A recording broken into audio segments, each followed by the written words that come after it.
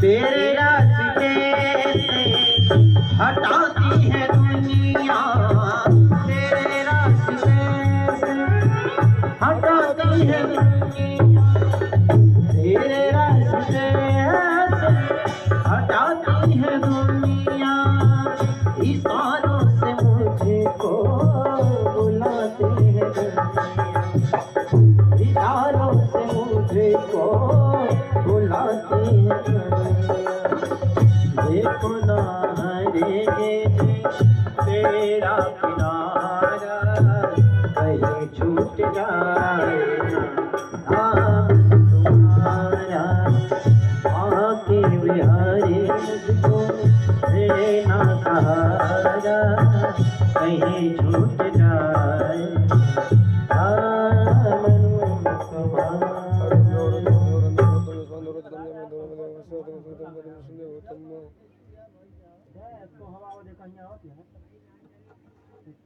समस्त घर के सदस्यों से अनुरोध है, पूज्य व्यास जी महाराज मंच पर मंचासीन हो चुके हैं, अतः आप समस्त लोग अपने घर के समस्त कार्यों को विराम देकर कथा पंडाल में आए और कथा श्रवण कर अपने जीवन को धन्य बनाएं।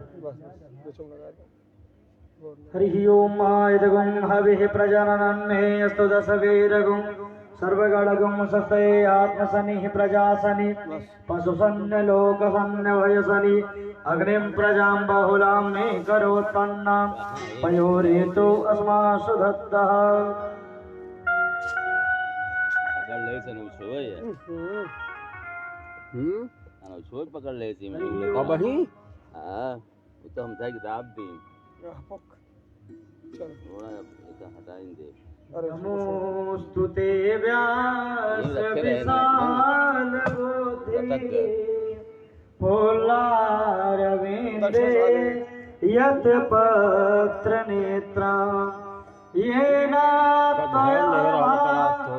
रत्तैल पूर्ण प्रज्वालितो ज्ञानमया प्रदीप प्रज्वालितो ज्ञानमया प्रदीप।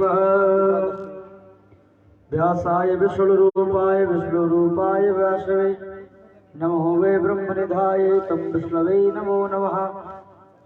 हरि ओम चंद्रमा मनसो जात चक्षुः सूर्यो जायत श्रोत्राद्वायुश्च प्राणस्य मुखादविर्जायत। दीपं संदर्शयामि आत्मनीयं जलं हस्रो वृक्षालनम्। हरि ओम यज्ञेन गमय जन्त देवास्तानि धर्माणि प्रथमान्नासन्न तेहनाकं महिमानः सचन्त्र यत्र पूर्वे साध्याः शांति देवा मंत्र महापुष्पांजलि समर्पयामि। बोल भागवत महापुराण की जय। स्वामी सुखदेव जी महाराज की जय। परम पूज्य व्यास जी महाराज की, श्री सीताराम नाम भगवान की, वृंदावन बिहारी लाल की, हनुमान जी महाराज की जय। नमः पार्वती पतये हर हर महादेव।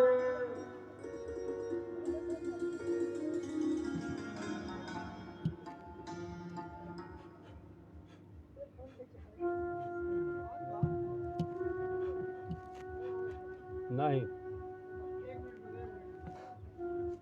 आना। ओम हरये नमः ओम हरये नमः ओम हरये नमः।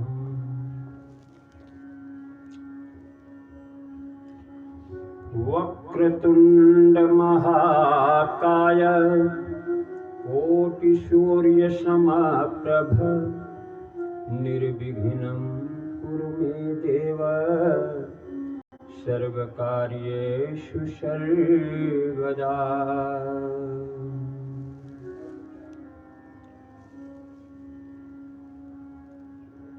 गजाननं भूतगणादिसेवितं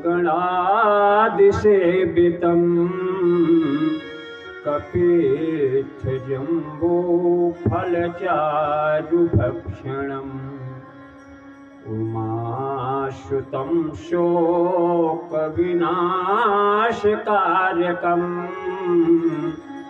नमामि विघ्नेश्वर पादपङ्कजम्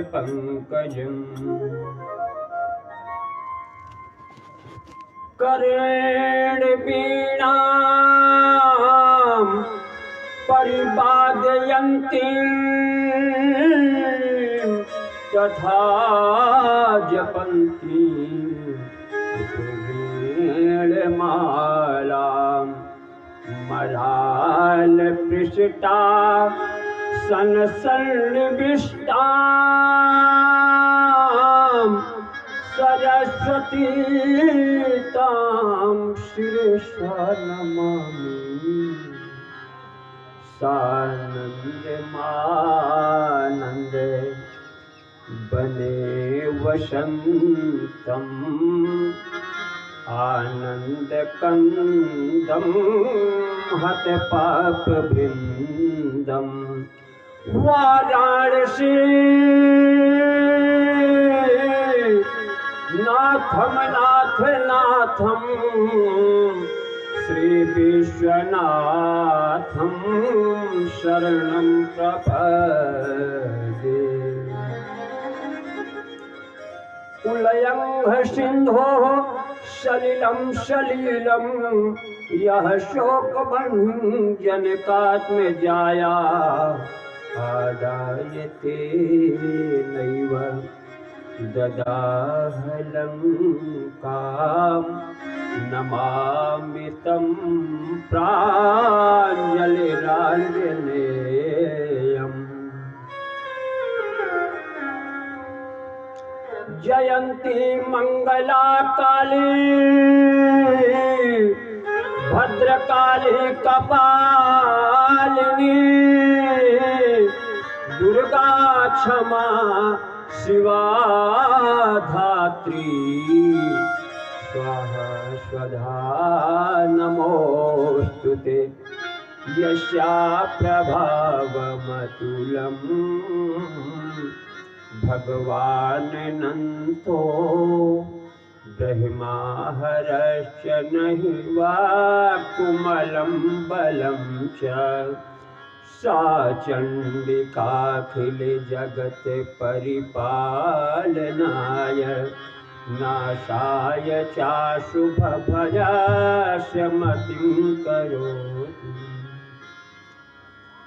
अनंतानंत कोटि ब्रह्मांड नायक नंदनंदन यदुकुल भूषण गो ब्राह्मण पृथ्वी के रक्षक दीन बंधु दीनानाथ सांवरे सरकार श्री श्री श्री श्री कृष्णचंद्र जी महाराज एवं आद्या शक्ति पराम्बा भगवती जगदम्बा सुखदायिनी त्याग तपस्या प्रेम की प्रतिमूर्ति सर्वशक्तिमयी वृषभान ललित श्री श्री श्री श्री राधिका रानी एवं अतुलित बलशाली गदाधारी गर्भापहारी अंजनानंदन मारुत श्री राम कृपा पात्र सेवक कलयुग के मूर्तिमान देवता सर्वशक्तिमान श्री श्री श्री बजरंग बली जी महाराज।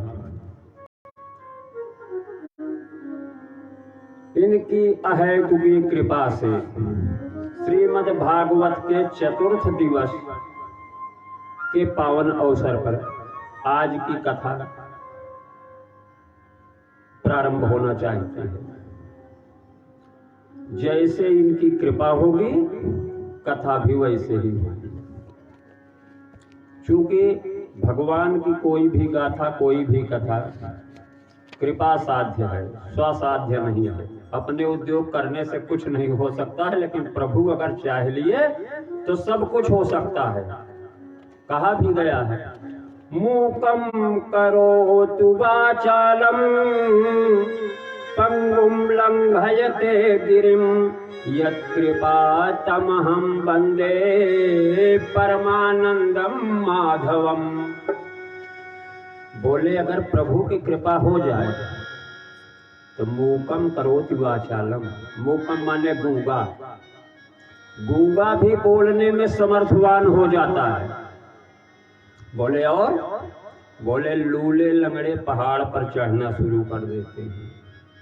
पंगुम लंघे थे गिरिम, जो पैर से लंगड़ा है वो भी पहाड़ पर चढ़ जाता है।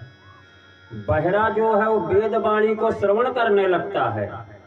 जो अंग भंग हैं, जिस अंग से अंग भंग हैं, दिव्यांग हैं, वो उसी अंग से सारे कार्य संपादित करना शुरू कर देते हैं। ऐसी ही प्रभु की हमारी कृपा होती है। आज चतुर्थ दिवस के शुभ अवसर पर कल 2 कथा हमारी छूट गई थी, समय नहीं मिल पाया था। आज हिरण्यकश्यप जी की तपस्या और उनको वर प्राप्ति की कथा है। फिर प्रहलाद जी जैसे भक्तराज का जन्म होता है, उनका चरित्र होता है, और हिरण्यकश्यप का वध होता है। नारद जी कहते हैं कि हिरण्यकश्यपु राजन्य जय मजरामरम आत्मान प्रतिद्वंद में कराजम व्यधितत्सत। नारद जी ने कहा, हे युधिष्ठिर,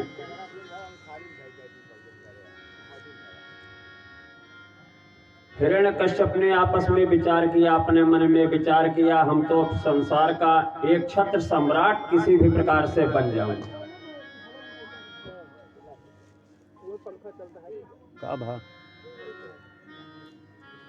चूंकि हिरण्यकश्यप का जन्म तो हो चुका है, हिरण्याक्ष के साथ में उत्पात भी खूब मचाया है। अब वो अपने मन में एक गलत फहमी पाल कर बैठा है कि हम पूरे त्रिलोक पर एक छत्र राज्य करेंगे। तो एक छत्र राज्य करने के लिए फिर करना क्या होगा? उद्योग करना होगा, मेहनत करनी होगी। तो उनके गुरुओं ने सुझाव दिया कि आप जाकर के तपस्या करें। हे दैत्यराज, आप जाओ और तपस्या करो, तपस्या करके ब्रह्मा जी को प्रसन्न करो, फिर उनसे वरदान मांगो, तब आप एक छत्र राज कर पाओगे। उचित समय उचित मुहूर्त देखकर तपस्या की तैयारी करता है। तपस्या के लिए तैयार हो रहा है। इधर देवताओं में खलबली मच रही है कि अगर ये तपस्या कर लिया तो अभी तो इतना उत्पात मचा रहा है, उसके बाद ये अजेय हो जाएगा, फिर इसको जीता नहीं जा सकता। देवताओं ने कहा, इसमें कुछ गड़बड़ी कर देनी चाहिए, इनका वंशवेल यहीं से नष्ट कर देना चाहिए। गया वो तपस्या करने। जैसे ही तपस्या करने बैठा, उनके पीछे एक पेड़ पर एक छोटा सा तोते का बच्चा आया और धीरे से बोला, श्रीमन नारायण नारायण नारायण, श्रीमन नारायण नारायण नारायण, श्रीमन नारायण नारायण नारायण, श्रीमन नारायण नारायण नारायण। तोते के बच्चे ने कहा श्रीमन नारायण, तो हिरण्यकश्यप ने कहा, आज का मुहूर्त खराब हो गया, हमको नारायण के नाम से तो चिढ़ है। ये कहाँ आके पीछे से बोल के चला गया, सीधा अपना झोला उठाया, वापस लौटाया, और उसकी कोख में हिरण्यकश्यपु की जो पत्नी थी कयाधु, उनकी कोख में गर्भ पल रहा था। लौट आया, जब पत्नी ने पूछा, स्वामी आप तो गए थे तपस्या करने, कैसे चले? अरे बोले, क्या बताएं प्रिय, गया तो था लेकिन एक तोते ने आके पूरा मुहूर्त तो खराब कर दिया। बोले क्या हुआ? बोला मूर्खा के पीछे से नारायण नारायण करने लगा। 2 बार इन्होंने कहा कि नारायण नारायण करने लगा। बोले अच्छा, तो प्रभु वो तोता कैसे बोल सकता है नारायण? बोले तुम पागल हो, वो पता नहीं कैसे मनुष्य की आवाज में बोला। बोले क्या बोला? तो बोले नारायण नारायण। बोले प्रभु हमको विश्वास नहीं हो रहा है कि तोता भी बोल सकता है। बोले लेकिन बोला था। बोले हमें नहीं लग रहा है, अब आप कह रहे हो तो मान लेते हैं। बोले मानना तो आपको पड़ेगा ही, लेकिन उसने बोला था। बोले कैसे बोला था? बोले नारायण नारायण। ऐसे कहलवाते कहलवाते कयाधु ने 108 बार उनसे नारायण नारायण कहलवा दिया। बोलिए नारायण भगवान के। अब बताओ जो 108 बार अनजाने में भगवान का नाम ले लेगा, उसका कहीं ना कहीं से तो पाप उसका कटेगा ही। भगवान भी कहते हैं कि जानबूझकर मुसीबत में फंसे होने पर तो हमारा नाम सब लेते हैं, लेकिन भय बस अनजाने में एक बार की मुंह से निकल जाए, ऐसे समय में अगर मेरा नाम किसी के मुखारबिंद से बाहर आता है तो उसके करोड़ों जन्म के पाप हम नष्ट कर देते हैं।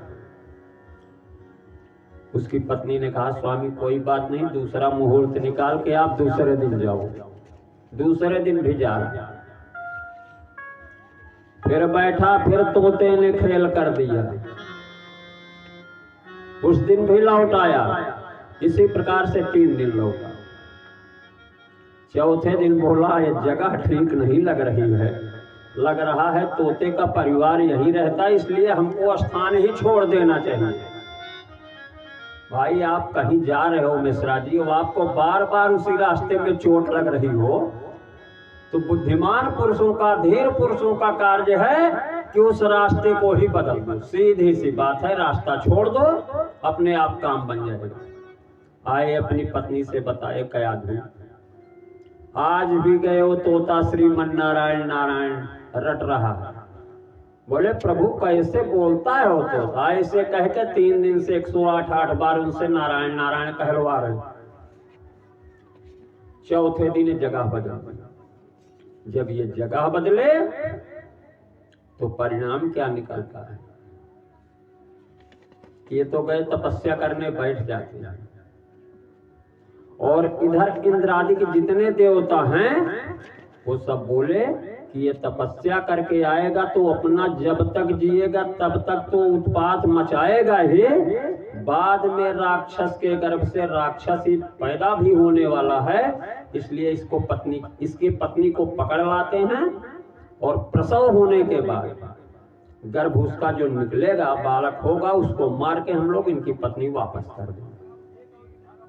इनका तपस्या करने जाना और इनकी पत्नी का आकर के इंद्रादि देवताओं ने हरण कर लिया।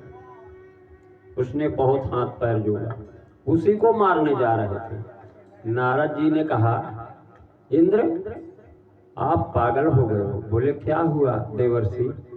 बोले किसको मार रहे हो? बोले इसको मार देंगे तो इसके गर्भ में जो बालक पल रहा है वो भी चला जाएगा। बोले लेकिन आपको पता नहीं है वो बालक है कौन? बोले कौन है? बोले श्री हरि का अंश है, उन्हीं का भगवत भक्त है। तो भक्तों के साथ इस प्रकार अन्याय करना ठीक नहीं। फिर तो इंद्रादिक देवताओं ने उनको छोड़ दिया, और देवर्ष नारद जी उसको अपने आश्रम में रखे। कब तक? प्रसव का होगा। इधर जाकर के हिरण्यकश्यप तपस्या करने लगे, और बहुत ही कठिन तपस्या किया। इतनी घनघोर तपस्या किया कि उसकी तपस्या का तेज पूरे ब्रह्मलोक में फैल गया। सारे देवी देवता घबराने लगे। सबने ब्रह्मा जी से प्रार्थना किया कि जाइए उसको वरदान दीजिए। ब्रह्मा जी आते हैं और कहते हैं उत्तिष्ठोत्तिष्ठ भद्रम ते तपः घोष काश्यप वरदोहम अनुपाप्तो प्रियता में प्रितो वरः।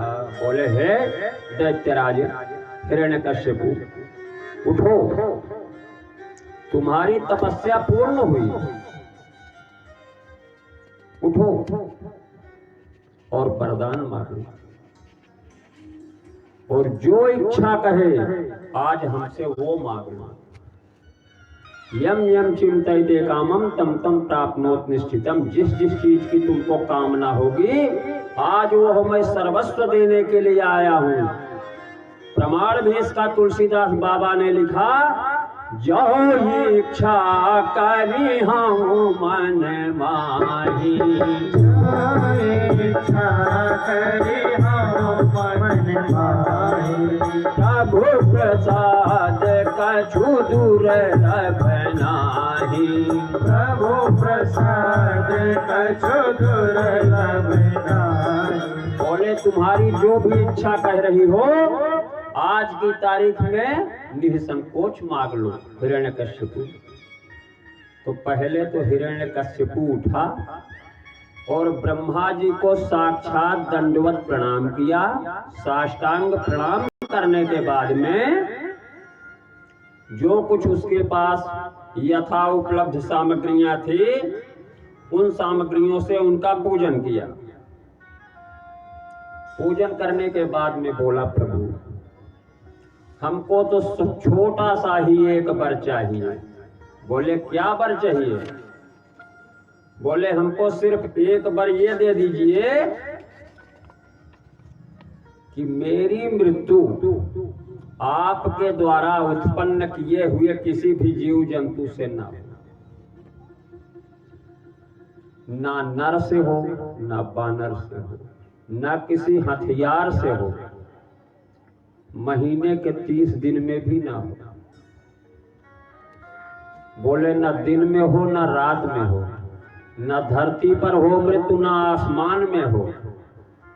बोले अच्छा। बोले साल के 12 महीने होते हैं प्रभु के, हमें 12 महीने में भी कोई ना मार सके। ना अंदर मरूं, ना बाहर मरूं। जितना उसको बचने का साधन, जहां तक उसको सोच पड़ा, वो सारे के सारे वरदान के रूप में मांग लिए गए।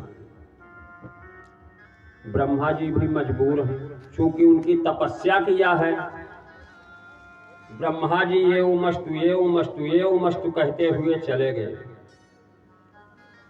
सब दे दिए और देने के बाद में हिरण्यकश्यपु अपने यहाँ आ जाता है। लेकिन ब्रह्मा जी अपनी यह समस्या जाकर के श्री हरि को बता दिए। बोले प्रभु जी हमने तो रायता फैला दिया है, वरदान में ऐसी ऐसी मांग हुई, हमने वो वरदान तो दे दिए। बोले आप और भोले बाबा को कुछ करना तो है नहीं, खाली भक्त ने प्रसन्न किया, जाके उड़ेल के चले आते हो और पीछे से सब कुछ समेटना तो हमें पड़ता है। आप लोग तो खाली तथास्तु कहने में आगे हो, एवं मस्तु कहने में आगे हो, लेकिन पीछे हमें कितनी तकलीफ होती है उसके बारे में भी कभी सोचते हो? बोले प्रभु अब तो जो कुछ होना था हो चुका, अब हमारी आप रक्षा करिए, हमारे वचन की सत्यता करिए और किसी भी प्रकार से उस राक्षस से हमें बचाइए। हिरण्यकश्यपु आता है और कुछ काल बीतने पर उसके घर में प्रहलाद जैसे भक्तराज का जन्म होता है। तो हिरण्यकश्यपु के 3 पुत्र पहले भी थे, चौथा भी हो गया। और शायद 2 दिन पहले की जब कथा सुनाए थे तो आपको बताए थे कि हिरण्याक्ष और हिरण्यकश्यप के 4 पुत्रों में से एक भगवत भक्त भी होगा। तो वही आज भगवत भक्त प्रहलाद जी जन्म ले चुके हैं। अब प्रहलाद जी जब तक छोटे थे तब तक तो खेल कूद में रहे। जब थोड़ा सा बड़े हुए तो हिरण्यकश्यपु की इच्छा हुई कि इनको कहीं पढ़ने लिखने के लिए भेजा जाए। तो उनके जो गुरु थे शुक्राचार्य के 2 सुपुत्र थे, षंड और अमर्क। षंड और अमर्क, और दोनों को मिला के कहते हैं षंडामर्क। दोनों एक ही जगह रहते थे। वो भी राजनीति, राक्षस नीति, क्योंकि राक्षस के गुरु हैं तो वही नीति बताएंगे ना। उनके पास पढ़ने के लिए भेज दिया गया। वहां जाते ही इनको पढ़ाया जा रहा है, तो ये और बच्चों की तरीके से खेल कूद में अपना समय नहीं व्यतीत कर रहे हैं प्रहलाद जी।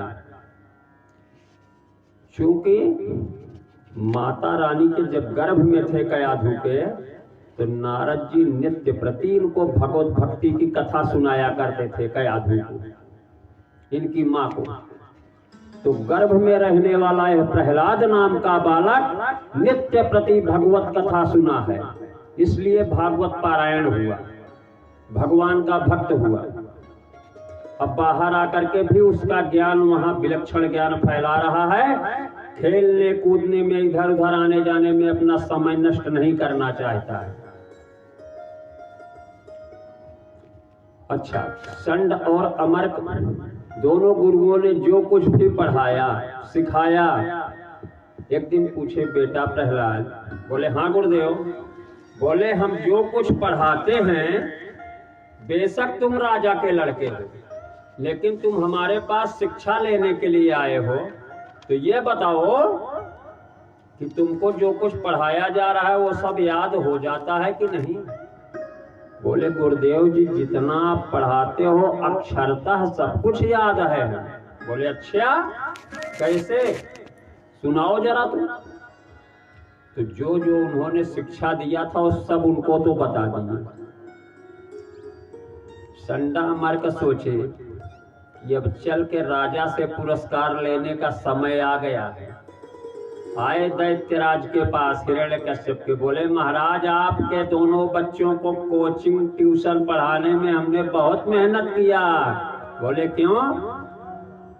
बच्चे हमारे पढ़ने में कैसे हैं? बोले महाराज, पूरे क्लास में मॉनिटर हो गए दोनों। बोले अच्छा। जब दोनों ने एक साथ कहा कि आपका बच्चा मॉनिटर हो गया, तो हिरण्यकश्यप ने अपने बेटे को बुलाया, बोला हे बेटा, बताओ तो सही, तुमको क्या क्या पढ़ाया गया और तुमको कौन कौन सी बातें अच्छी लगती हैं?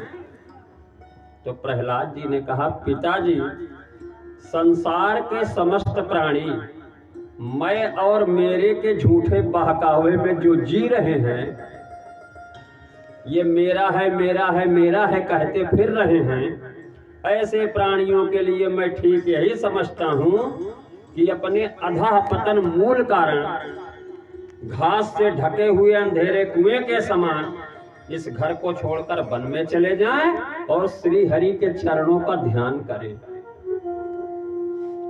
हिरण्यकश्यप का पारा हाई हो गया, बुलाया संडा मार। दोनों गुरु आए हाथ जोड़ के, हाँ राजन। बोले यही शिक्षा दे रहे हो हमारे बच्चों को ले जाकर के गुरुकुल में? तुमको हमने बता दिया था कि विष्णु हमारा परम दुश्मन है और ये हमारा बालक उन्हीं की शरण में जाने को हमें सलाह दे रहा है। नारद जी कहते हैं कि श्रुत्वा पुत्र गिरौ दैत्यः परपक्ष समाहिता जहास बुद्धिर्बालानां भिद्यते पर बुद्धिभिः। प्रहलाद जी के मुंह से शत्रु पक्ष की बात सुनकर के हिरण्यकश्यप क्रोध में पागल हो गया। बोला, दूसरे के बहकावे में आने से बुद्धि बिगड़ जाती है बेटा। हमें लगता है कोई बालक तुमको गलत सलाह दे रहा है। संडा मर्क तो ऐसा करेंगे नहीं हमारे डर के मारे। तो प्रहलाद जी ने कहा, पिताजी, आप जिस झूठे अभिमान में जी रहे हो वो है कुछ नहीं, और जिन मनुष्यों की बुद्धि मोह से ग्रस्त हो रही है उन्हीं को भगवान की माया से झूठा दुराग्रह होता देखा गया है। यह अपना है, ये आपका है, वो उनका है, ये तीसरे का है, वो चौथे का है। बोले, उन्हीं मायापति भगवान को मैं सदैव नमस्कार किया करता हूँ। फिर दोहरा दिया नारायण का नाम। अब भड़क जाता है, लेकिन अभी भी बालक छोटा है, तो बार बार समझाने का, पिता होने के नाते बार बार समझाने का प्रयास जारी है। हिरण्यकश्यप ने कहा, कि प्रह्लादनुच्यतां तात स्वाधीतं किंचिदुत्तमं कालनयतावता आयुष्मन् यद शिक्षत गुरोर्भवान्। बोले हे चिरंजीवी बेटे, ये सब हम तुमसे नहीं पूछ रहे हैं। बोले ये सब हम तुमसे नहीं पूछ रहे। बोले तो बोले जो तुम्हारे गुरु संड और अमर्क ने तुमको बताया है वो हमको बताओ। बोले अच्छा, जो गुरु जी ने शिक्षा दिया उसको आप पूछ रहे हो? बोले हाँ। अब हिरण्यकश्यप खुश हो रहा है कि कम से कम अब हमारा बालक सही लाइन पकड़कर बताने जा रहा है। प्रहलाद जी कहते हैं कि श्रवणम कीर्तनम विष्णोः स्मरणम पाद सेवनम अर्चनम वंदनम दास्यम सख्यम आत्मनिवेदनम। बता दिए। बोले हे पिताश्री, हमको जो कुछ शिक्षा मिली है विष्णु भगवान की भक्ति के 9 भेद हैं। हम उसी 9 भक्ति को हम पढ़े भी हैं, वही जानते भी हैं। इसका प्रमाण बाबा तुलसीदास ने जी भी लिखा है। श्री रामचरितमानस में आया है, प्रथम भगति संतन कर संगा। प्रथम भगति संतन कर संगा। दूसर रति मम कथा प्रसंगा। दूसर रति मम कथा प्रसंगा। हिरण्यकश्यपु जी अपने पिता को ज्ञान दे रहे हैं, बता रहे हैं कि पहली भक्ति तो है संतों का साथ। जहां 4 संत बैठे हों वहीं आप भी बैठ जाओ तो कुछ न कुछ ज्ञान की बात तो निकल कर आएगी। और बोले दूसरी भक्ति क्या है? बोले मेरी कथा प्रसंग को सुनो। बोले गुरुपद पंकज सेवा, तीसर भक्ति अमान, चौथी भक्ति मम गुण गण करे कपट तज ज्ञान। बोले अच्छा, और क्या बताया है संडामर्क ने? अब संडामर्क के ऊपर क्रोध आ रहा है हिरण्यकश्यप को कि फीस हमसे ले रहा है और पढ़ाई इसको हमारे दुश्मन के खिलाफ तैयार कर रहा। बोले हमारे ही खिलाफ में हमारा दुश्मन घर में बना रहा है। आगे बताते हैं, मंत्र जाप मम दृढ़ विश्वासा। मंत्र जाप मन दृढ़ विश्वासा। पंचम भजन सुवेद प्रकाशा। पंचम भजन सुवेद प्रकाशा। फटदमशील विरति बहु कर्मा, निरत निरंतर साजन धर्मा।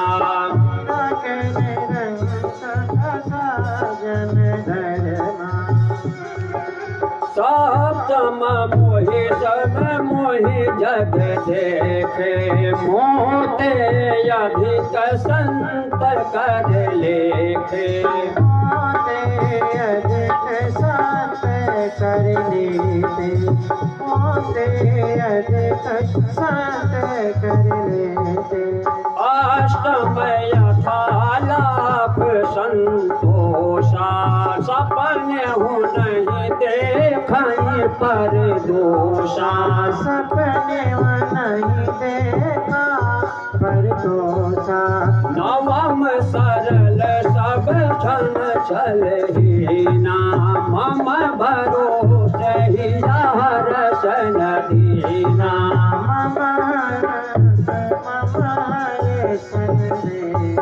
नवधा भक्ति के बारे में बता दिए कि ये 9 भक्तियां हमें सिखाई गई।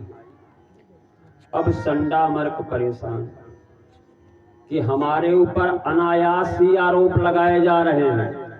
उधर हिरण्यकश्यप परेशान कि हमारे पुत्र को दुश्मन के खिलाफ तैयार किया जा रहा है, दुश्मन की ओर से तैयार किया जा रहा है। हम जिसका नाम लेना नहीं चाहते, हमारा पुत्र उन्हीं का स्मरण करने में जुटा हुआ। संडामर्क को बुलाए, बोले आप ये बताइए, आप इनको पढ़ा सकते हो या नहीं? बोले महाराज, इनको हम जितना पढ़ाते हैं ये उतना ज्यादा बिगड़ रहे हैं। बोले अंतिम बार और ले जाओ, इनको प्रयास करो, और अब की बार अगर ये नहीं सुधरे तो आप भी अपना गला बचा के रखना। फिर गए गुरुकुल में, गोला लगाया। प्रहलाद जैसे भागवत भक्त जिसका हाथ पकड़ लेते हैं अपने साथियों का, वो भी शुद्ध हृदय का होता जा रहा है।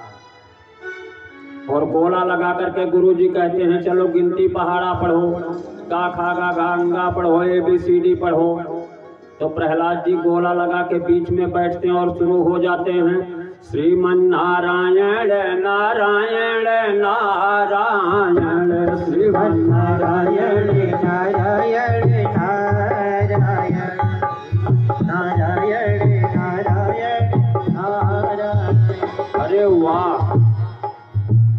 प्रहलाद जी के बोलते ही सारे बच्चे पीछे से बोलना शुरू कर दीजिए, नारायण नारायण कहना शुरू कर दिए। अब जब गुरुजी सुने, अपने ऑफिस में बैठे थे गुरुकुल में, कि बच्चे यहाँ राक्षसी दैत्य पढ़ाई छोड़ करके, राक्षस नीति छोड़ के यहाँ श्रीमन नारायण कर रहे हैं, तो गुरुजी बड़े जोर से डंडा लेके मारने के लिए आए बच्चों को। और जैसे ही डंडा छुआया एक बच्चे पे, गुरुजी भी बदल गए और बीच में खड़े होके कहने लगे, श्रीमन नारायण नारायण नारायण, श्रीमन नारायण नारायण नारायण, भजमन नारायण नारायण नारायण, भजमन नारायण नारायण नारायण, श्रीमन नारायण नारायण नारायण, श्रीमन नारायण नारायण नारायण। जब गुरुओं जी नाचे लगे तो मजेदारी बात देखा अब होती है। हिरण्य कश्यप समय पर अपन रथ लग गया, ये जात रहा कहूँ, सोचे तने के संडा मार्ग से मिला चली कि हमरे लड़कियों के कौनो प्रोग्रेस भय, उन्नति भय, प्रोग्रेस भय है कि नहीं। और देखे जब आई के तात्कालिक वर्णन तो कहे सब काल तक तो हमारे लड़कुआ लेत रहा शत्रु का नाम, एक जितना क्लास फेलो वहाँ साथे पढ़े वाले वो लेता है, ये दो जने लेता है। बड़े जोर से दहाड़ा, संडा मार। संड और अमर्क दोनों डर के मारे थरथराते हुए कांप गए। बोले महाराज क्षमा कीजिएगा। अरे कहें तुमने क्षमा करने लायक अपराध ही नहीं किया है, तुमको क्षमादान नहीं मिलेगा। पहले तो ये बताओ कि हमारे बच्चे तुम्हारे यहाँ पढ़ने आए थे और तुम इनको श्रीमन नारायण नारायण हरि हरि सिखा रहे हो। बोले महाराज हमने सिखाया नहीं। बोले तो? बोले आपका लड़का पूर्व जन्म का जादूगर है, अथवा इस जन्म में इसको तंत्र मंत्र पता है। बोले वो कैसे? बोले पहले अकेले गाता था। मिश्रा जी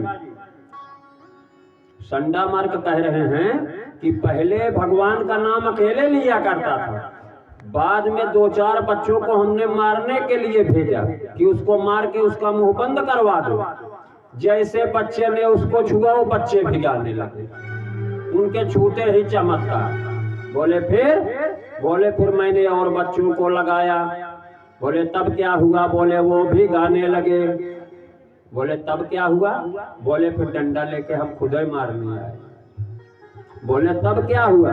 बोले हमने जैसे ही एक बच्चे के शरीर पे दंड को छुआया, छुआते ही मेरी बुद्धि भी उसी तरीके से हो गई जैसे ये हो गए थे। हिरण्यकश्यप कह रहा है क्या कोई टच स्क्रीन है क्या? कि जो छू रहा है छूते ही चमत्कार हो जा रहा है। इसको हमें भी देखना चाहिए। पकड़ लिए एक बच्चे का हाथ और यहाँ तो कंटिन्यू भजन चल रहा है, सतत निरंतर भजन चल रहे हैं। और जैसे ही हिरण्यकशिपु ने हाथ पकड़ा, हिरण्यकशिपु अपने आप भी बोल पड़ा, श्रीमन नारायण नारायण नारायण, श्रीमन नारायण नारायण नारायण, श्रीमन नारायण नारायण नारायण। जय हो जय हो जय हो। ये रही भक्त की महिमा। भक्त राजा धरती पर अवतरित हुआ है। जिसको छू रहा है छूते ही उनके सारे हाव भाव बदलते चले जा रहे हैं। जैसे मिश्रा जी, पारस पत्थर होता है, लोहे में जैसे ही आप छुआओ, छूते ही लोहा अपना शरीर त्याग देता है और स्वर्ण में परिवर्तित हो जाता है। आज वही पारस पत्थर संडामर के आश्रम में खड़ा है, गोले के बीच में, और जिसको जिसको छू रहा है वो सारे के सारे बदलते चले जा रहे हैं। जल्दी से जब इसको ज्ञान हुआ कि हम गलत कर रहे हैं, सब तो सब नाच रहे हैं, हम भी नाच रहे हैं, उसी में हाथ छुड़ाया और फिर संडामर को बहुत परेशान किया और बच्चे को बुलवाया राज दरबार में। राज दरबार में बच्चा आया तो फिर उससे पूछे क्या पढ़े हो, तो जो बताया था वही बता दिया। गोद में बैठाए थे, उठा के नीचे फेंक दिए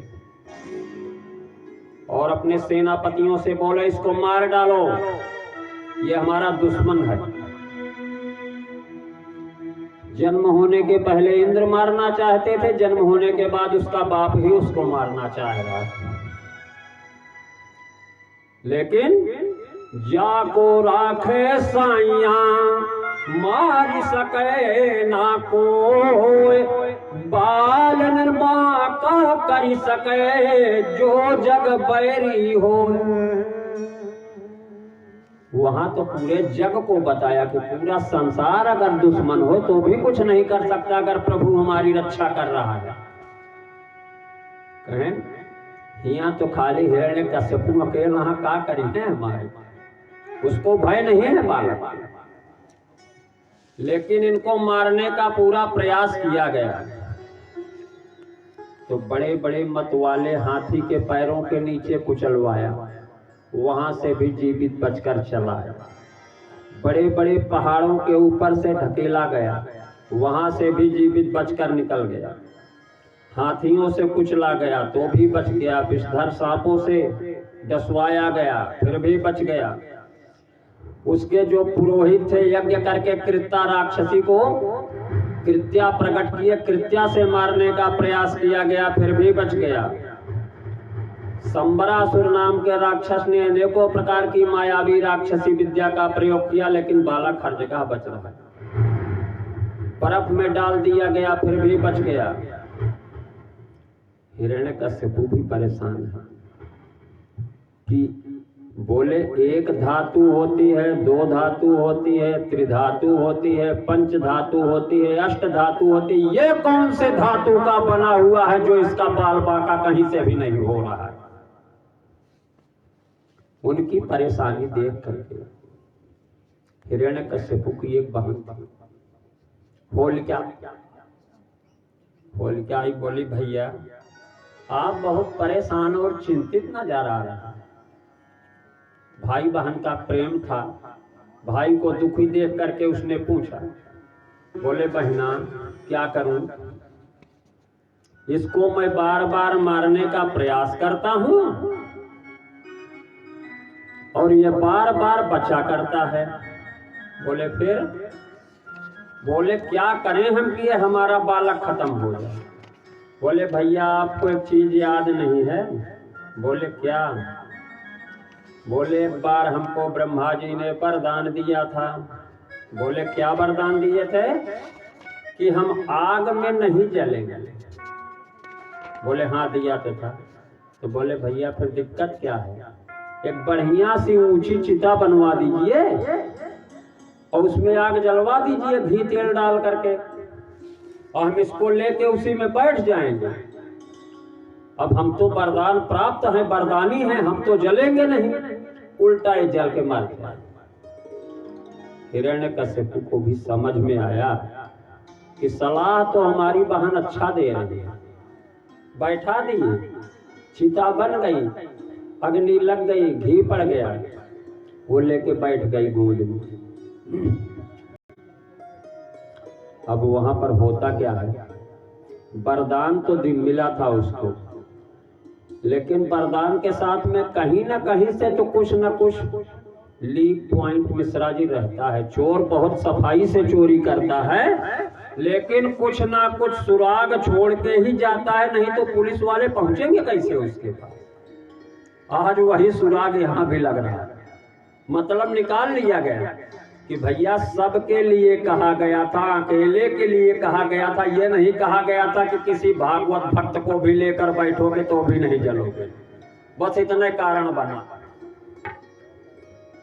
तो वहां होता क्या है, जली थी होलिका प्रहलाद बेचारे न जले, जली थी होलिका प्रहलाद बेचारे न जले, जली थी होलिका प्रहलाद बेचारे न जले। होलिका खत्म हो गई, प्रहलाद का बाल बांका आज भी नहीं हुआ।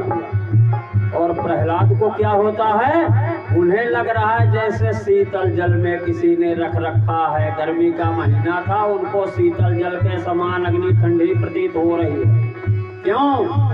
श्री हरि ने अग्नि देवता को कह दिया था कि हे अग्नि देवता, अगर ये मेरे भक्त का एक रोम भी अगर जल गया तो आप अपना भला मत समझना, उसके लिए उतने शीतल हो जाओ और जो लेकर बैठी है उसको फूंक दो। तो आज होलिका जल रही है, और तभी से आपके यहाँ होली भी मनाई जाती है मिश्रा जी। इधर हम जौनपुर बनारस साइड में देखे हैं, वहां तो नहीं जाके देखे, वहां वाले बंबई में रहते हैं।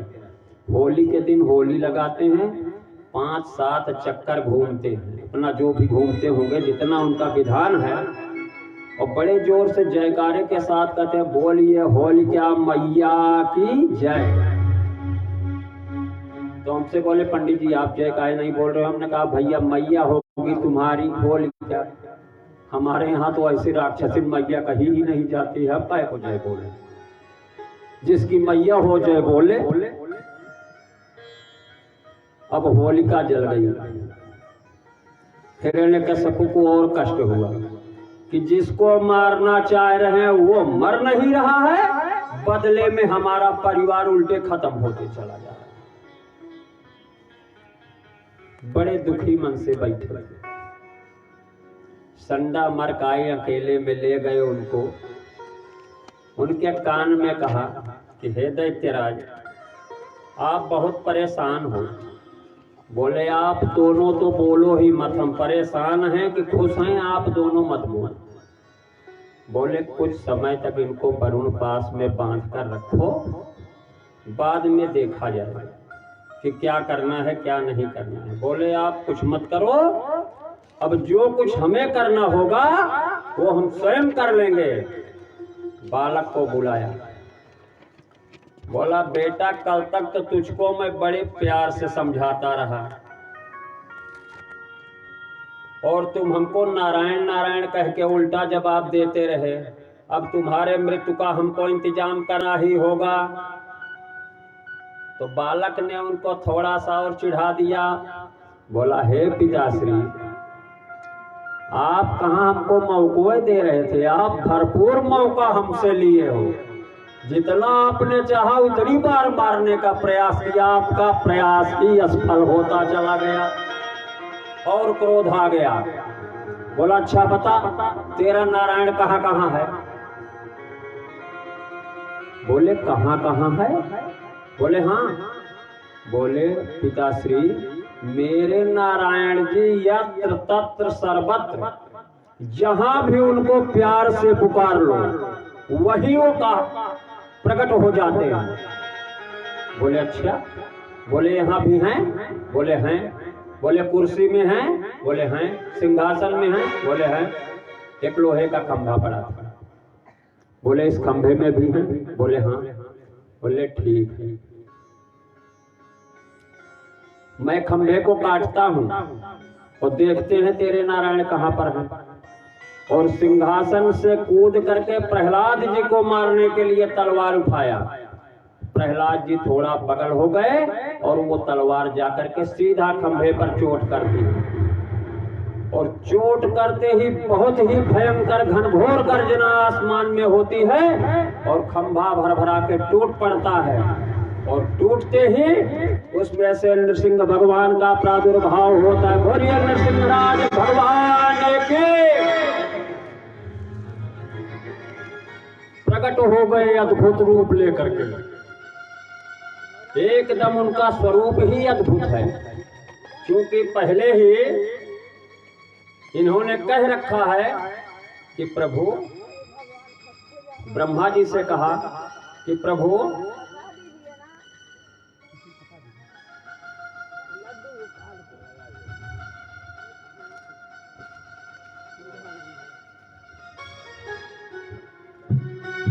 बोले प्रभु, ब्रह्मा जी से जब बात हुई थी कि हम ना नर से मरे, न बानर से, ना मनुष्य से, ना किसी जानवर से, सारे कुछ ऑप्शन तो उसने दे रखे थे।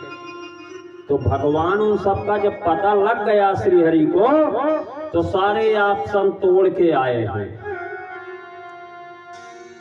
इतना गले के ऊपर का हिस्सा तो उनका शेर का है और धड़ पूरा मनुष्य का है। अब ऐसा तो कोई ना मनुष्य हुआ था अभी तक, ना भूतो ना भविष्य, पहले कभी नहीं। ना मनुष्य हुआ था, ना कोई जानवर ही ऐसा हुआ था। अब सोचने लगा ये कौन सा स्वरूप है। देखे उनका हाथ भी खाली है, कोई हथियार नहीं, औजार नहीं, बड़े बड़े नाखून अकेले हैं। देखते ही देखते भगवान ने उसकी गर्दन को पकड़ लिया और सूर्य देवता अस्ताचल की ओर जा रहे थे, अस्त हो रहे थे, हुए नहीं थे, हो रहे थे। भगवान ने उनकी गर्दन को पकड़ा, लेके चले गए घर की दहलीज पर, जिसको हम हिंदी गांव की भाषा में डेहरी कहते हैं। दहलीज पर खड़े हो जाते हैं, एक पैर पर खड़े हैं, एक पैर उठा लिए, इसी जांघ पर उसको लिटा देते हैं, सुला लेते हैं और बोले हे दैत्यराज, अब तुम मरने के लिए तैयार हो जाओ, तुमने बहुत ही ज्यादा उत्पात कर लिया है। बोला आप कौन हैं? बोले हमारा जन्म ही तुम्हारा वध करने के लिए हुआ है, हम ही हैं नारायण। बोले प्रभु आप हमको मार नहीं सकते हो। बोले काहे भैया, कोई अमृत का गिलास पी के आए हो जो तुमको नहीं मारा जा सकता, काहे नहीं मार सकते। बोले प्रभु हमने वरदान मांग रखा है। बोले क्या? बोले हमने पहले वरदान मांगा है कि हम 30 दिन के महीने में नहीं मरेंगे। बोले टेंशन फ्री हो जाओ। बोले क्या? बोले आज महीने का 31वां दिन है, आज से 31 दिन का महीना शुरू हो जाएगा। आगे बताओ, आगे तुमने क्या मांगा? बोले हमने कहा था न जल में मरेंगे न थल में मरेंगे। तो बोले जल और थल तुमको कहीं दिखाई पड़ रहा है? बोले हम ना धरती में रहे ना आसमान में। तो बोले तुम हमारी जांघ पे हो, बताओ यहाँ से तुम धरती पर हो या आसमान में? बोले इन दोनों में तो कहीं नहीं है। बोले पूछते चलो। बोले हमने कहा था कि हम किसी भी ब्रह्मा के बनाए हुए जीव जंतु जानवर नर बानर देव किसी से ना मरे। बोले तुमको हम देवता नजर आते हैं? बोले नहीं। बोले मनुष्य नजर आते हैं? बोले नहीं। बोले पूरी तरीके से जानवर नजर आ रहे हैं? बोले नहीं। तो बस फिर मरने के लिए तैयार हो जाओ। बोले प्रभु एक बात और, एक बात और, हम नहीं मरेंगे। बोले क्यों? बोले हमने कहा था कि साल के 12 महीने होते हैं हम नहीं मरेंगे। बोला बेटा उसका भी मैंने इंतजाम कर लिया है। बोले क्या? बोले आज से मैं 13वां महीना बना के आया हूँ, मलमास तब से चालू हो गया। बोले हम आज से 13वें महीने का निर्माण करके आए हैं। कहे तो है पक्का पोड़ इंतजाम करके आए हैं, तो का मरई का है तो मरई का है। कहें प्रभु मर प्या कथा से कोनो हथियार औजार तो दिखा नहीं। कहें नो का टेंशन छोड़ा। कहें हम कह रहे न घर मरब न बाहर मरब। तो कहें नहीं डेहरी पहा सोचा तू घरे के अंदर रहा कि बाहर रहा। खुद अपनी बुद्धि का प्रयोग करो, देखो कहाँ होगा। सारा उत्तर इसका कटा जा रहा है। जहां जहां से इसने बचत का साधन ढूंढा था सारे साधन इसके फेल होते चले जा रहे हैं। प्रभु कहें औरो कुछ बचा है कि अब तुहार इंतजाम कई दिन जाए कायदे से। तो सारे इंतजाम तो उसके फेल हो गए जो जो उसने कहा था। तुरंत श्री हरि भगवान ने अपने नाखून से उसके पेट को विदीर्ण कर दिया और हिरण्यकश्यपु का वध हो गया। बोलिए नरसिंहराज भगवान की। और जिस समय उसका वध करते हैं, वध करते समय अत्यंत क्रोध में हो गए, प्रचंड क्रोध हो गया और उस क्रोधित शरीर के चेहरे के साथ में भगवान ने उसका वध कर दिया और वध करके खड़े हो गए। अब सारे देवी देवता का भैया अच्छा तो डूबे को तुम चला कहाँ का? गोविंद मेरो है गोपाल मेरो है, गोविंद मेरो है गोपाल मेरो है, मेरे भाते बिहारी नंदलाल मेरो है, मेरे भाते बिहारी नंदलाल मेरो है, गोविंद मेरो है गोपाल मेरो है, गोविंद मेरो है गोपाल मेरो है, मेरे बाके बिहारी नंदलाल मेरो है, मेरे बाके बिहारी नंदलाल मेरो है, गोविंद मेरो है गोपाल मेरो है। बोलिए आनंद कंद भगवान के। सारे देवी देवता नृसिंह भगवान की स्तुति करने के लिए चले गए। ऊपर से देवताओं ने पुष्प की वर्षा किया। सोचे कि प्रभु का क्रोध शांत हो जाए तो कुछ वार्तालाप आगे बढ़ाया जाए, लेकिन क्रोध इनका घट नहीं रहा। तो सब लोगों ने ब्रह्मा जी से कहा कि हे पितामह, आप इनको पहचान रहे हो कौन देवता हैं? बोले भैया हमें तो नहीं पता लग रहा है, क्योंकि इस टाइप का कभी अवतार इन्होंने लिया नहीं है। श्री हरि होते तो उनका कुछ अलग अवतार दिखता, 4 भुजाओं से युक्त रहते। यहाँ तो सब मामले उल्टा पड़ा। गए ब्रह्मा जी हाथ जोड़ करके, प्रभु आप अनंत हैं, आपकी सर्वशक्तियां अनंत हैं, तमाम प्रकार के स्तुतियां किया। क्रोध में कोई परिवर्तन नहीं, हट गए। भोले बाबा को लोगों ने कहा, देवताओं ने कहा कि हे भोलेनाथ, आप ही जाकर मनाइए इनको, ये कौन देवता हैं। भोले बाबा ने भी स्तुति किया, फिर भी मामला कुछ नहीं बना। फिर इंद्र को भेजा गया कि आप तो सुरपति श्रेष्ठ कहलाते हो, देवताओं के राजा हो, आप जाओ स्तुति करो। कुछ भी नहीं हो रहा है।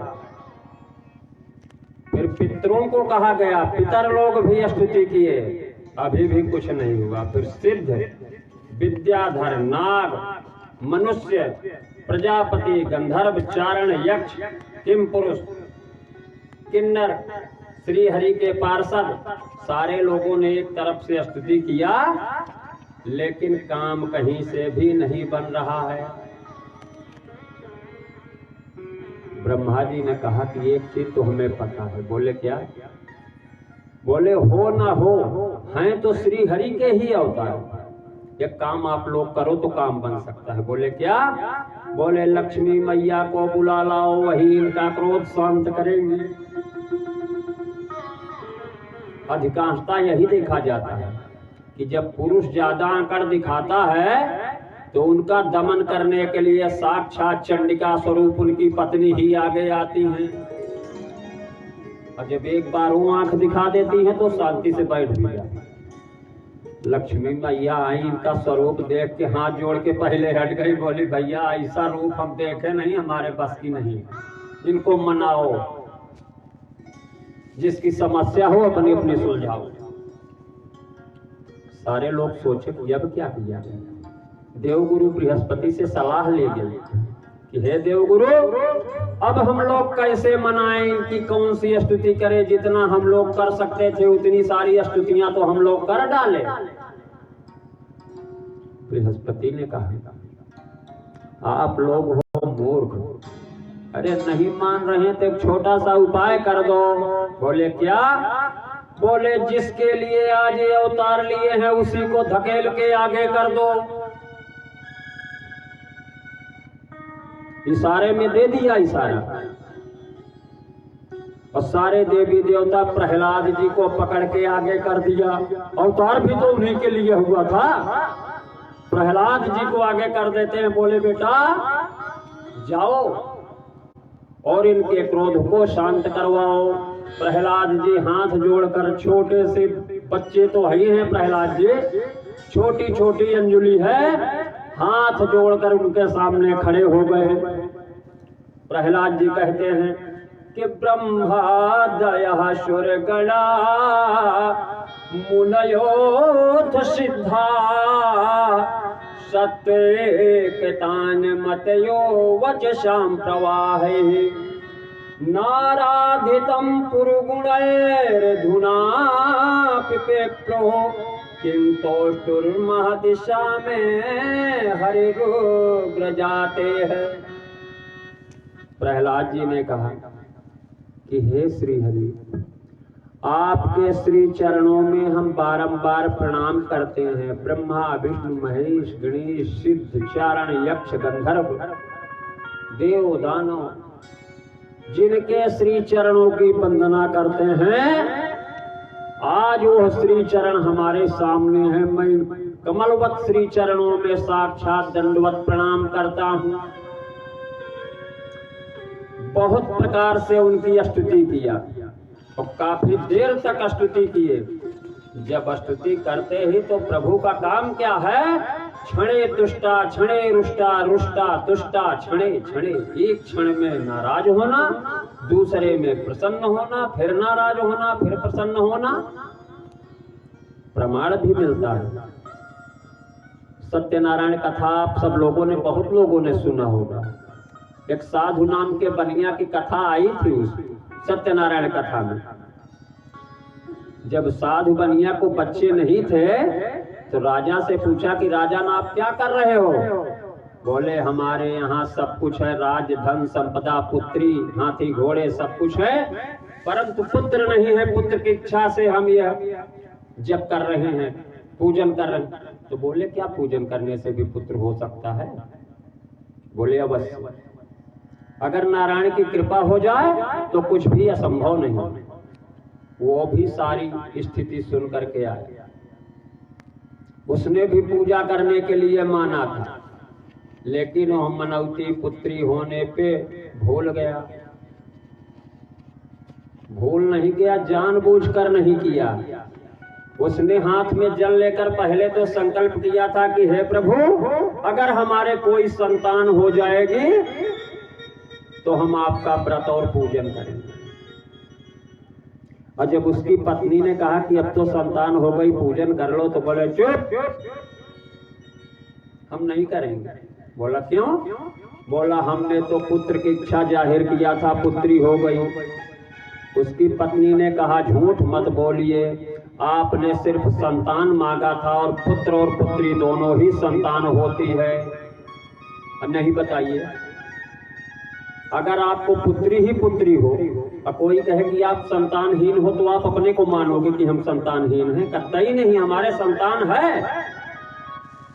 तो बोले अच्छा चल ठीक है, तू कह रही है तो मान लेता हूँ, लेकिन अभी तो हमारा बहुत सारा धन खर्चा हो गया, अब इसके विवाह के समय में हम जरूर करेंगे। विवाह के समय भी नहीं किया। और फिर जब व्यापार के लिए जाता है रत्नसारपुर नामक नगर में राजा चंद्रकेतु के यहाँ, तो भगवान ने श्राप दे दिया कि तूने हमारी पूजा को कई बार टरकाया है, बिसराया है, भूला है, मैं भी तुझे श्राप देता हूँ, भविष्य में कठिन से कठिन और महान से महान दुख प्राप्त होगा। वहां तो ये हो गया, भगवान वहां छड़े रुष्टा वाली बात कर दिए, रुष्ट हो गए।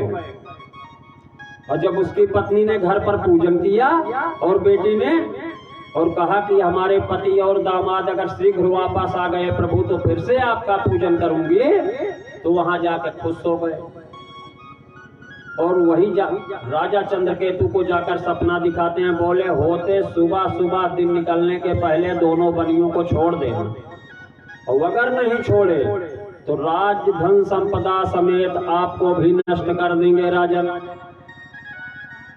एक तरफ नाराज होना, दूसरी तरफ खुश होना, यही प्रभु का काम है। अब प्रभु थोड़ी देर पहले जो क्रोधित थे पूरी तरीके से प्रसन्न हो चुके हैं। नरसिंह भगवान कहते हैं कि प्रहलाद भद्र भद्रम ते प्रीतोहम ते सुरोत्तम वरम वृणेश भीमतम काम पूर्यश्च नृणाम। बोले हे बेटा प्रहलाद, परम कल्याण स्वरूप पर प्रहलाद तुम्हारा कल्याण हो। हे दैत्य श्रेष्ठ, मैं तुम पर अत्यंत प्रसन्न हूँ। तुम्हारी जो कुछ भी इच्छा कहे वो आज मांग लो, जो भी मांग लोगे वो हमारे लिए कुछ भी अदेय नहीं होगा, इसलिए जो तुम्हारी इच्छा कहे वो आज मांग लो। तो प्रहलाद जी ने मांगा ही क्या, सब कुछ तो उसको खानदानी विरासत में मिला हुआ है, लेकिन उसने मांगा क्या, प्रभु हमको अपने कमलवत चरणों की प्रीति और भक्ति प्रदान कर दीजिए। अगर कहीं कलयुग में होता तो बढ़िया नौकरी मांगता, अच्छी भली शादी के लिए कहता, अच्छा भला घर मांगता, नहीं तो धन दौलत मांगता, नहीं सोना चांदी मांगता, कुछ न कुछ तो मांग ही लेता। अगर सामने वाला इतना ऑफर दे रहा है तो मांगने में पीछे नहीं रहते। और उससे भी ज्यादा हमारी माताएं मांग लेती हैं। माता रानी के मंदिर में पहुंचते ही एक अगरबत्ती जलाती हैं, पूरी इतनी बड़ी लिस्ट पकड़ा के चली आती है देवी मैया को। अब देवी मैया जाने और यो बोलिए आनंद कंद भगवान के मन वाणी शरीर की शुद्धता के लिए बीच बीच में श्री हरि का संकीर्तन भी होते रहना चाहिए। आप लोग भी संकीर्तन करें, फिर आगे की कथा आपको पुनः सुनाई जा रही है। मेरे सर पे रख दो बाबा, प्रार्थना करने लगे गोविंद से। वो मेरे सर पे रख दो कान्हा अपने ये दोनों हाथ, अरे देना हो तो दीजिए जन्म जन्म का साथ, देना हो तो दीजिए जन्म जन्म का साथ। मेरे सर पे रख दो कान्हा, मेरे सर पे रख दो कान्हा अपनी ये दोनों हाथ, देना हो तो दीजिए जन्म जन्म का साथ, देना हो तो दीजिए जन्म जन्म का साथ।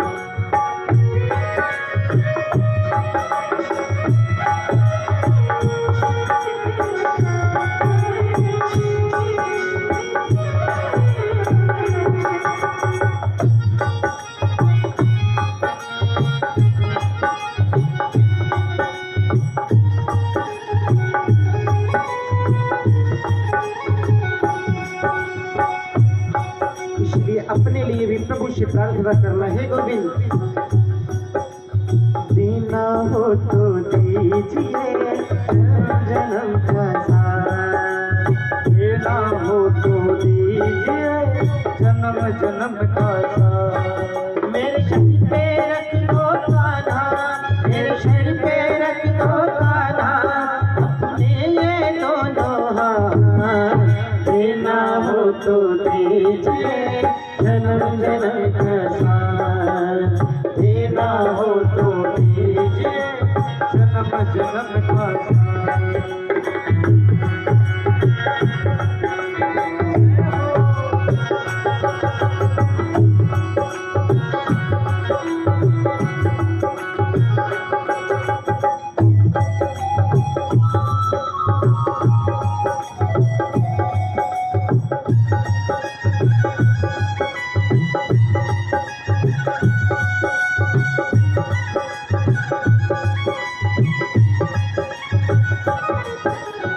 देने वाले श्याम प्रभु से धन और दौलत क्या मांगे, देने वाले श्याम प्रभु से धन और दौलत क्या मांगे। श्याम प्रभु से मांगे तो और नाम और इज्जत क्या मांगे, श्याम प्रभु से मांगे तो नाम और इज्जत क्या मांगे। मेरे जीवन की तमन्ना, मेरे जीवन की तमन्ना, कर दे कृपा की राह। देना हो तो दीजिए जन्म जन्म का साथ, देना हो तो दीजिए जन्म जन्म का साथ। मेरे सिर पे रख दो कान्हा, मेरे सिर पे रख दो बाबा, अपने ये दोनों हाथ। देना हो तो दीजिए जन्म जन्म का साथ, देना हो तो दीजिए जन्म जन्म का साथ। बड़ी बात क्या बिहारी सरकार की जय हो।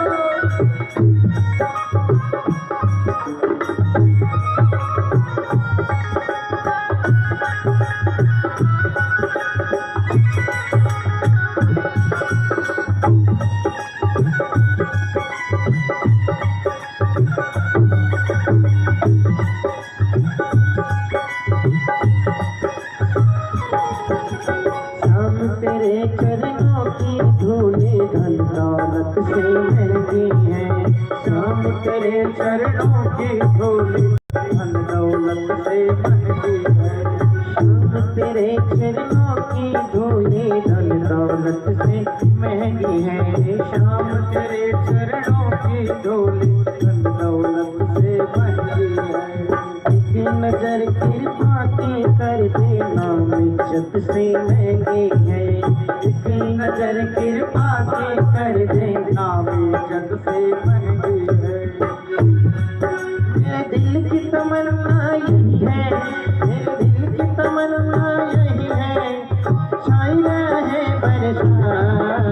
देना हो तो दीजिए जन्म जन्म का साथ, देना हो तो दीजिए जन्म जन्म का साथ।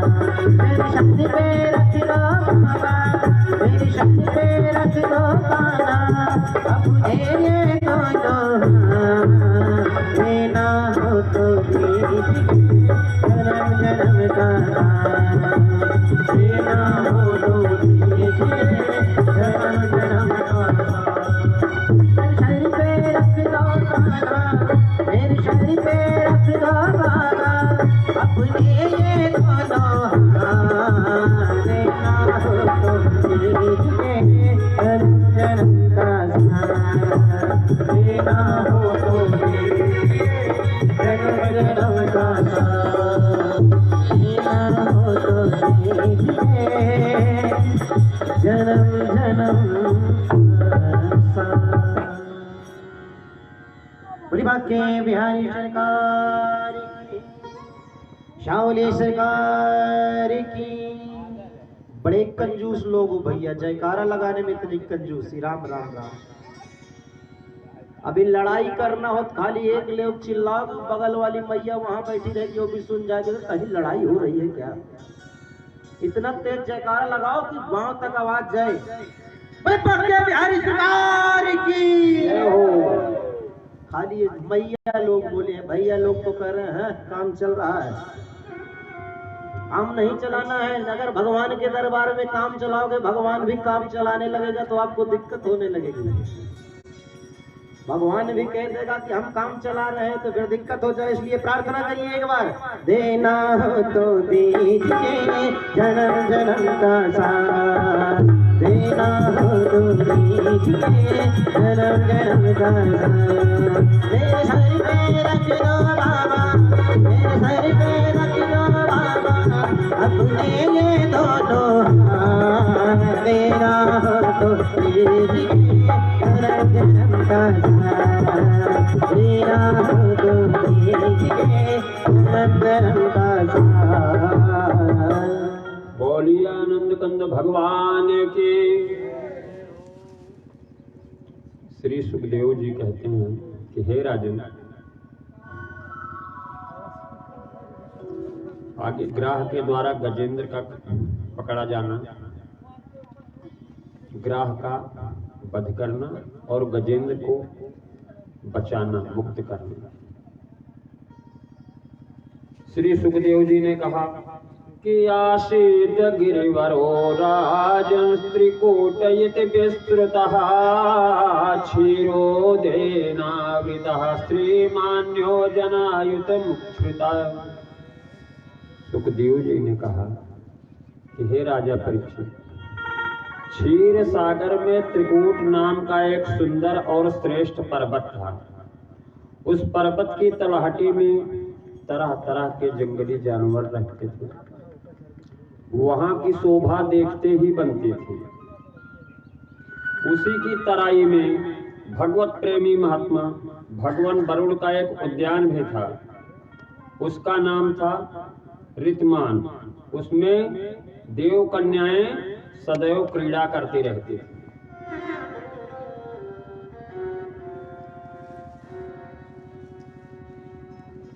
बोले एक बार उस पर्वत के घन घोर जंगल में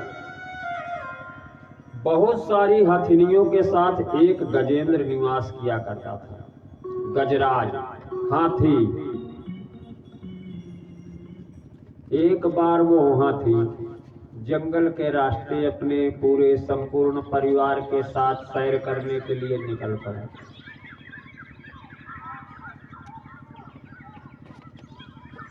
जब जाते जाते चलते चलते गर्मी का महीना था, भूख प्यास से बेचैन हो गए। अब गजराज को बहुत तेज प्यास लगी है। बच्चे भी चिल्लाने लगे कि हमें भी प्यास लगी है। पानी का कहीं दूर दूर तक ठिकाना नहीं है। गजराज ने अपनी सूंड को ऊपर उठाया, बोला हम तो हवा से भी सूंघ लेते हैं, पानी कहाँ है। तो कहीं पर उनको कमल पुष्प की खुशबू आई दूर से। बोले हम लोग जल के नजदीके हैं, चलो। जल्दी जल्दी चलते हुए सारे लोग पहुंच जाते हैं और उस तालाब में पहुंचते हैं जहां जल भरा हुआ है। सरोवर में पहुंचते हैं। पहले तो जी भर कर पानी पिए और कहते हैं कि जब अपना काम चल जाता है और कोई वस्तु ज्यादा हो तो आदमी उसका दुरुपयोग भी करना शुरू कर देता है, अगर कोई देखता करने वाला ना हो तो। इनको पता नहीं था कि यहाँ देखभाल करने वाले भी हैं। मदोन्मत्त गजराज ने कहा अपनी हथेलियों से कि सुनो, अब हमारी प्रबल इच्छा इसमें नहाने की हो रही है। तो बोले महाराज नहाना तो हम भी चाहते हैं गर्मी का महीना। बोले सब बच्चों को लेकर आ जाओ। आगे आगे गजराज, पीछे पीछे हथनियां और उनके बच्चे। अब स्नान करते करते करते करते कुछ देर बीत गई तो गजराज ने और ज्यादा खेल कर दिया। क्या? अपनी सूंड में जल भर करके हथनियों के ऊपर फेंकना, बच्चों के ऊपर फेंकना। एकदम खिलवाड़ करना शुरू की। जो उस जल का रक्षक था उसी जल के अंदर ही था, वो भी मौका देख रहा है कि बेटा थोड़ा सा आगे आ जाते तो हम भी अपना काम कर देते, तुम तो खिलवाड़ कर चुके और हम खिलवाड़ करेंगे तो तुम्हें महंगा हो जाएगा। और जैसे गजराज थोड़ा सा और अंदर जल में गया, एक बड़े से ग्राह ने मगरमच्छ ने उनका पैर पकड़ा। अब गजराज चिल्ला रहे हैं क्योंकि वो दांतों से काट भी रहा था। अपने हथनियों से पत्नियों से बचाने की प्रार्थना किया। पहले तो अपना जितना अपूर्व बल था वो सारा लगाए, सोचे कि हम ग्राह के समेत बाहर आ जाएंगे, लेकिन ऐसा हुआ नहीं। जिसने पकड़ा था पैर को भी अपने को कम नहीं लगा रहा था, वो इनको लेके अंदर जा रहा था, ये उसको बाहर लाना चाहते थे। तो अपनी पत्नियों को इशारा दिया कि मेरी पूंछ में अपनी पूंछ बांधो, सूंड से सूंड मिलाओ, हमको सबको खींच के ले चलो बाहर। अब सारे भैया रस्सी से टोचन किए गए, और टोचन करके खींचा गया। पूरे टोचन को ग्राह जी खींच रहे हैं अंदर। अभी तक एक को खींच रहे थे, बोले पूरी गाड़ी खींच लो। जब हथिनियों ने देखा कि इनका तो काम तमाम हुआ समझा, तो सब बोले छोड़ो इनको, अबे जाएंगे तो जाएंगे, अपनी अपने प्राण बचाओ। सब छोड़ के उनको निकल आते हैं।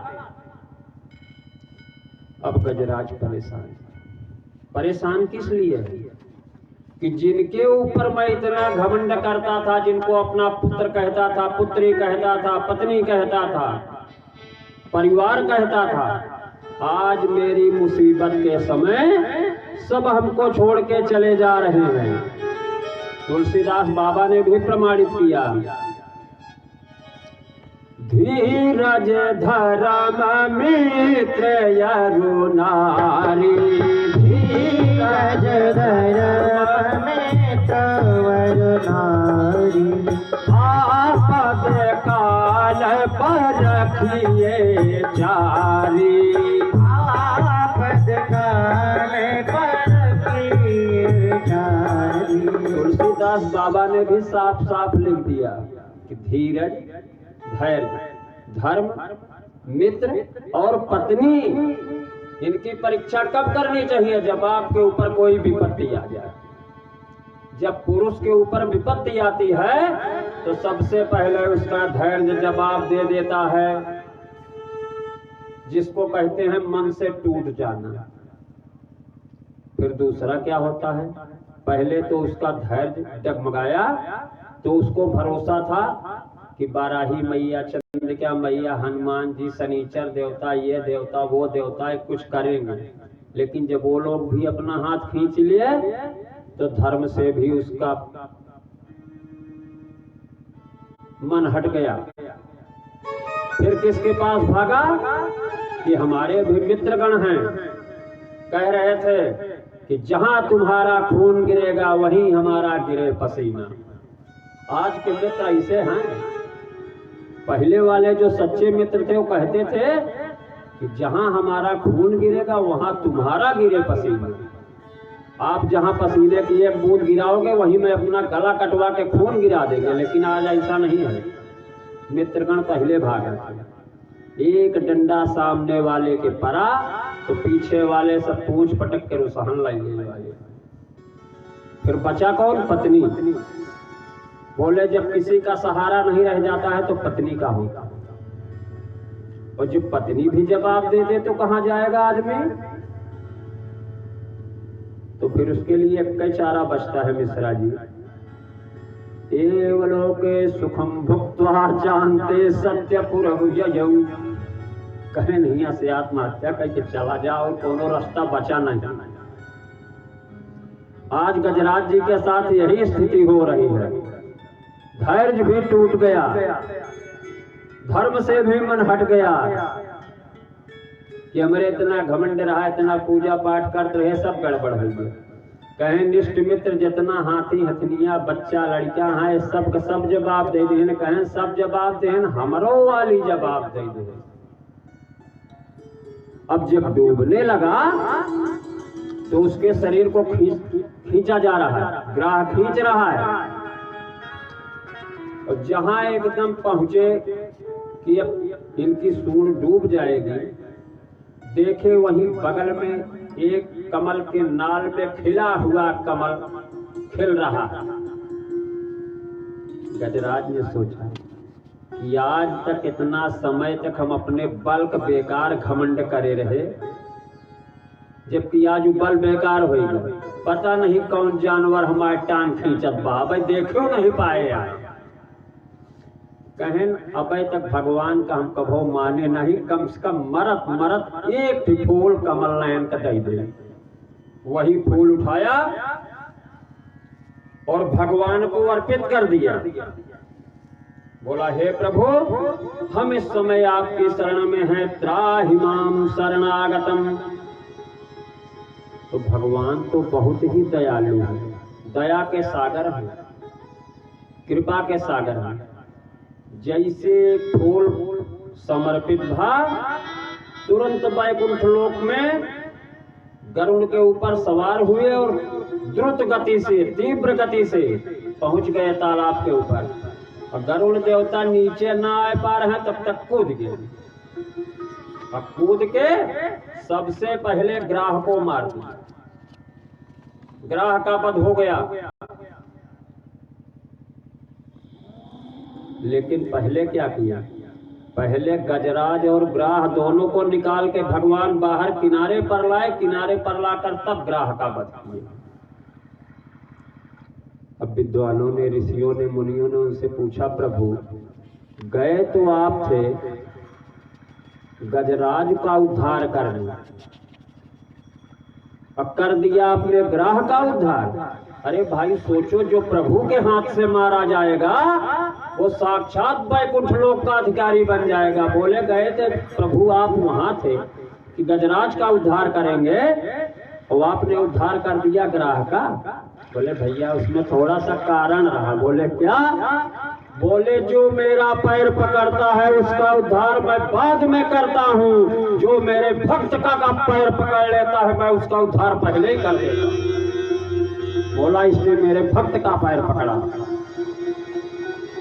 तुलसीदास बाबा ने भी प्रमाणित किया, मोरे मन प्रभु वस विश्वासा, मोरे मन प्रभु वस विश्वासा, राम ते अधिक राम कर दासा, राम ते अधिक राम कर दासा। भगवान ने कहा भैया हमारे गोड़ पकड़े होते तो हम सोचे, लेकिन ग्राह महाराज हमारे पैर न पकड़ के हमारे भक्त का पैर पकड़े हैं, तो जो मेरे भक्त का पैर पकड़ लिया वो समझ लो मुझे अपने बस में कर लिया। इसलिए मैंने आते ही सबसे पहले ग्राह का उद्धार किया और फिर गजराज को छुड़ाया। अब ग्राह का उद्धार तो हो गया, गला कट गया, तो क्या ग्राह मर गया? मरा, लेकिन मरते ही वहां से एक दिव्य पुरुष उसके शरीर से निकला। वो तो श्राप भोग रहे थे। तो थे कौन? ये पहले हुहू नाम का एक श्रेष्ठ गंधर्व था और देवल ऋषि के श्राप के कारण इसको मगरमच्छ होकर के जन्म लेना पड़ा। जब इसने कहा प्रभु हमारा उद्धार कैसे होगा, कल्याण कैसे होगा, बोले बेटा पड़े रहना, एक गजराज आएगा उसको भी तुम्हारी तरीके से अपने बल पे बहुत घमंड रहेगा, और जब उसका घमंड तोड़ने के लिए तुम उसके पैर पकड़ना, तो उसकी वजह से उसको बचाने आएंगे श्रीहरि, लेकिन पहले तुम्हारा उद्धार कर देंगे तब उसको बचाएंगे। आज वही हुहू नाम का गंधर्व भगवान की स्तुति करता है कि प्रभु आपने अपने हाथों से हमारा वध किया और उसके बाद हमारा उद्धार किया। हम आपकी शरण में हैं, आपको बारंबार दंडवत प्रणाम करते हैं। और गजेंद्र को, भगवान ने गजेंद्र को भी छुआ, गजराज को भी, तो भी अज्ञानता के बंधन से मुक्त हो जाता है और वो भी भगवान का स्वरूप धारण कर लिया, हाथी का रूप छोड़ करके। तो गजेंद्र कौन था? पूर्व जन्म में द्रविड़ देश का पांड्य वंशी राजा था, उसका नाम था इंद्रदुम्न। वो भी किसी देवी देवता के श्राप की वजह से हाथी का रूप धारण करके यत्र तत्र घूम रहे थे। आगे की कथा में आता है, देवी देवता लोग ब्रह्मा जी के पास जाते हैं, ब्रह्मा जी की स्तुति करते हैं। उसके बाद और आगे की कथाएं चलती हैं। देवता और दैत्य मिलकर समुद्र मंथन के लिए उद्योग करते हैं। समुद्र मंथन की कथा आती है तो परीक्षित जी ने कहा, हे सुखदेव जी, समुद्र मंथन की कथा आप भी हमें बताइए। बहुत ही लीला किया है प्रभु ने, उन लीलाधारी की कृपामयी कथाओं की सुनने की हमारी इच्छा है। जब देवासुर संग्राम हुआ तो देवता लोग बलि हो गए, दैत्य लोग कमजोर हो गए। सब लोग मिल करके ब्रह्मा जी के पास गए, बोले, हे पितामह, हम लोग कैसे अपने स्वर्गलोक को बचाएं, कैसे करें हम लोग? ब्रह्मा जी बोले, हमारा काम है उत्पत्ति करना, ये लड़ाई झगड़ा बवंडर ये सब हमारे बस का नहीं है। बोले, इसके लिए आप लोग भगवान शिव के पास जाइए। शिव के पास गए, कहें महाराज, दैत्य लोग इतना परेशान करते हैं, अब हम क्या करें? भगवान शिव बोले, ठीक है, हमारे पास आयो, लेकिन भैया लड़ाई झगड़े से हम भी थोड़ा दूर ही रहते हैं। फिलहाल हमारा काम तो है ही है अंतिम में संहार करना। जब कहीं से काम नहीं बनेगा तो बता देना, अंतिम फैसला हम कर देंगे। लेकिन अगर काम चल रहा है तो कहीं और से चला हो। सब लोग मिल करके श्री हरि के पास जाते हैं और वहां पहुंचकर बोले कि हे भगवान, इन दैत्यों से बचने का क्या उपाय करना चाहिए? श्री हरि ने कहा कि हे ब्रह्मा, हे शिव, सब कोई, और हे समस्त देवी देवताओं, मेरी बात को ध्यान पूर्वक सुनो। बोले, तुम्हारे लिए कल्याण का मार्ग भी यही है, उपाय भी यही है। इस समय असुरों के ऊपर काल की कृपा है, यानी समय उनका बलवान है। वैसे भी कहा जाता है कि मनुष्य बली नहीं होता है, समय होत बलवान। भिल्लन लूटी गोपिका, वही अर्जुन वही बाण। अर्जुन का वही गांडीव धनुष जिसकी एक बार प्रत्यंचा चढ़ाते ही तीनों लोगों में हाहाकार मच जाता है। आज 2-3 औरतों ने उनके लूट लिया। बाण भी वही थे, धनुष भी वही था, लेकिन समय नहीं था उनका, समय से मार खा रहे थे। तो श्री हरि ने कहा कि समय देवताओं, असुरों के ऊपर काल की कृपा है, यानी समय की कृपा है। इसलिए जब तक तुम्हारे अभ्युदय और उन्नति का समय नहीं आता है, तुम लोग चले जाओ, उनके साथ संधि कर लो, मित्रता कर लो। बोले, फिर? बोले, मित्रता करने के बाद में किसी भी प्रकार से उनको मनाओ। बोले, किस लिए? बोले, मनाओ, समुद्र मंथन करो। बोले, फिर क्या होगा? बोले, उसमें रत्न निकलेंगे 14। बोले, फिर? बोले, उसी में अमृत निकलेगा। फिर? बोले, तब महाराज क्या होगा? बोले, अमृत तुम लोग पी लेना, हजार अमर हो जाओगे। बोले, प्रभु, लड़ाई में तो हम उनसे जीत ही नहीं पावत ही, और जो अमृतवा निकले ताओ हाथे में दही जमाई के बैठा रही है। राक्षसवा तो सब छोड़ रही है पहले। श्री हरि ने कहा है देवताओं तुम्हारा कहना भी सत्य है, लेकिन एक बार अपनी तरफ से प्रयास तो करो पहले, आगे क्या करना है सोचना हमारा काम है। जब इतना आश्वासन मिला तब तैयार होते हैं, सारे लोग पहुंच जाते हैं राक्षस राज के पास। राजा बलि था उस समय का राजा राक्षसों का। बोले हे राजन, देवता सारे गए थे भगवान की स्तुति करने, तो ऐसे ऐसे आकाशवाणी हुई है, आप बताएं क्या आप समुद्र मंथन में हमारा सहयोग करोगे? उसमें अमृत वगैरह निकलेगा। बोले देखो भैया, अगर अमृत निकलने की बात है तो चलो थोड़ा सा एक तरफा हम भी सोचेंगे, क्योंकि उससे हमारा भी काम हो सकता है, अजर अमर हो जाएंगे, सबको अजर अमर होना था। अब समस्या आ गई कि समुद्र तो है अथाह,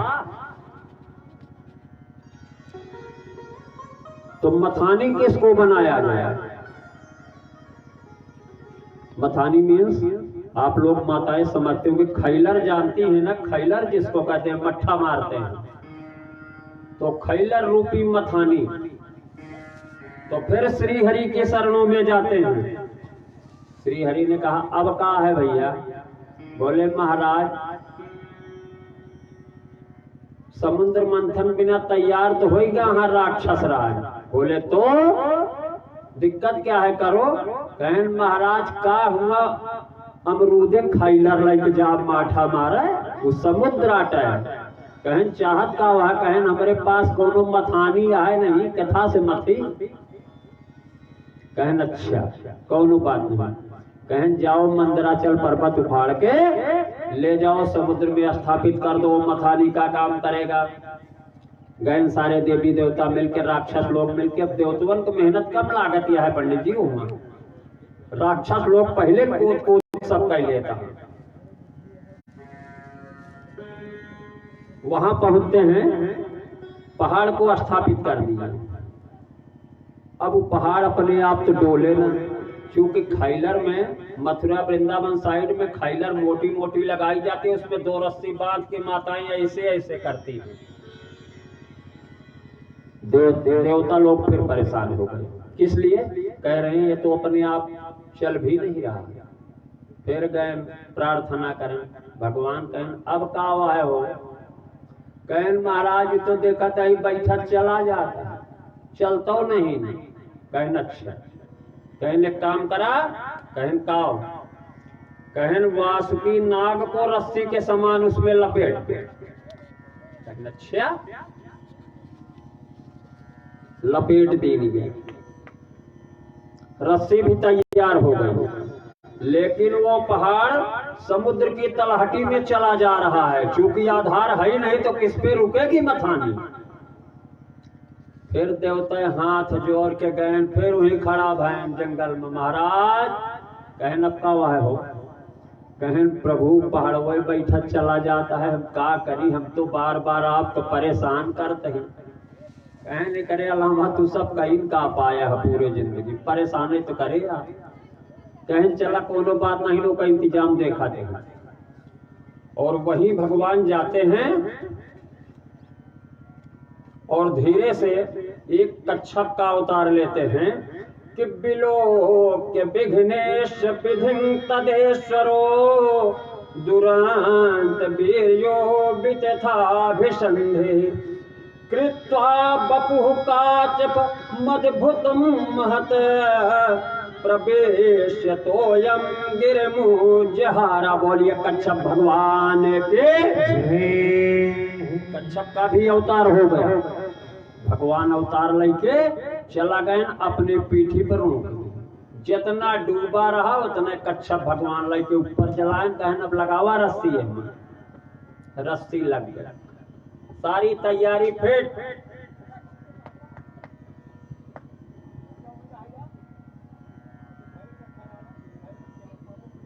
अरे भैया प्रदीप, कुछ श्रोता लोग यहाँ हमारे अगल बगल में डिस्टर्ब कर रहे हैं, इनको पकड़ के ले जाओ कहीं स्थान उचित आसन दे करके बैठाओ।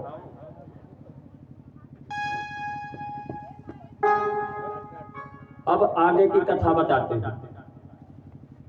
जब समुद्र मंथन का समय आया तो देवता लोग क्या करें कि पहले बासुकी नाग का मुंह पकड़े, उसका मुख पकड़ लिए। ऐका भगवान बताए रहे नहीं विद्या कि पहले तू सब मुँह पकड़या। कहन काहे? कहन ओकर कारण तोहरे बाद में समझ में आ जाए काहे। कहन ठीक है प्रभु, पकड़ ले। पहले मुंह पकड़े। अब जौन दैत्य हैं उनके तो दैत्य बुद्धि है, उल्टा सोचा थे। पूंछ पकड़े रहे कुछ। थोड़ी देर के बाद कहन कहो देवता लोगो। कहन हाँ दैत्यराज। कहन पहले ही बतावा तू मुंह काहे पकड़े हा, हम पूंछ काहे पकड़े।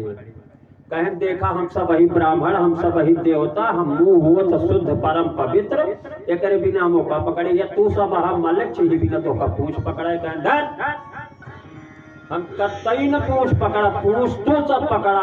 हम दैत्यराज ही, हमारा समय है भगवान, हम मुंह पकड़ा। देवता हाथ जोड़ कहे नावा भाई, अब मुंह पकड़ा दे। जो विष्णु चाहत रहा वह हो गया। चला दी गई मथानी, घर्षण शुरू हो गया। और जब कुछ देर तक बासुकी नाग का रगड़ा गवा तो गरम भैन गाड़ी टायर्स जब गरमाने तो उनके मुंह से हलाहल विष निकल शुरू हो गई एक तरफ से, फेंके लगे। अब सारे देवी देवता पर राक्षस परेशान कि ये क्या हो रहा है।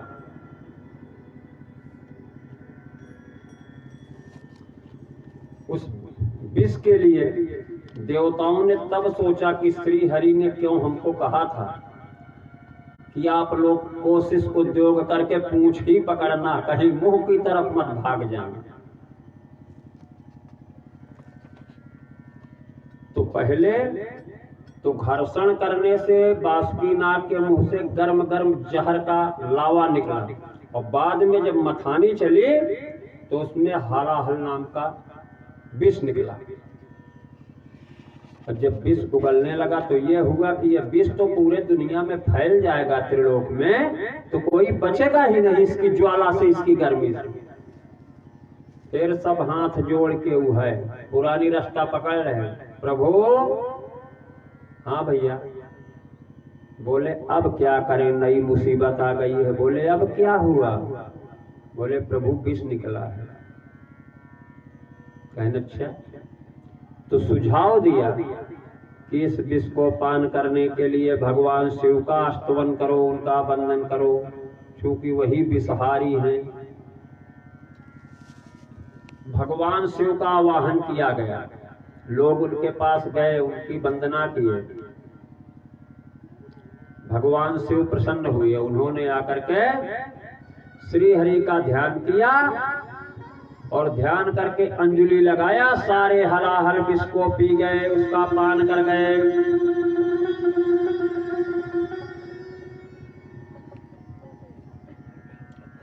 और जब हलाहल विष का पान करते हैं तो उसको गले में रख लिया, ना तो नीचे उतार रहे हैं कि हृदय में चला जाए पेट में, और ना उसको उगल रहे हैं। ऐसा क्यों किया था?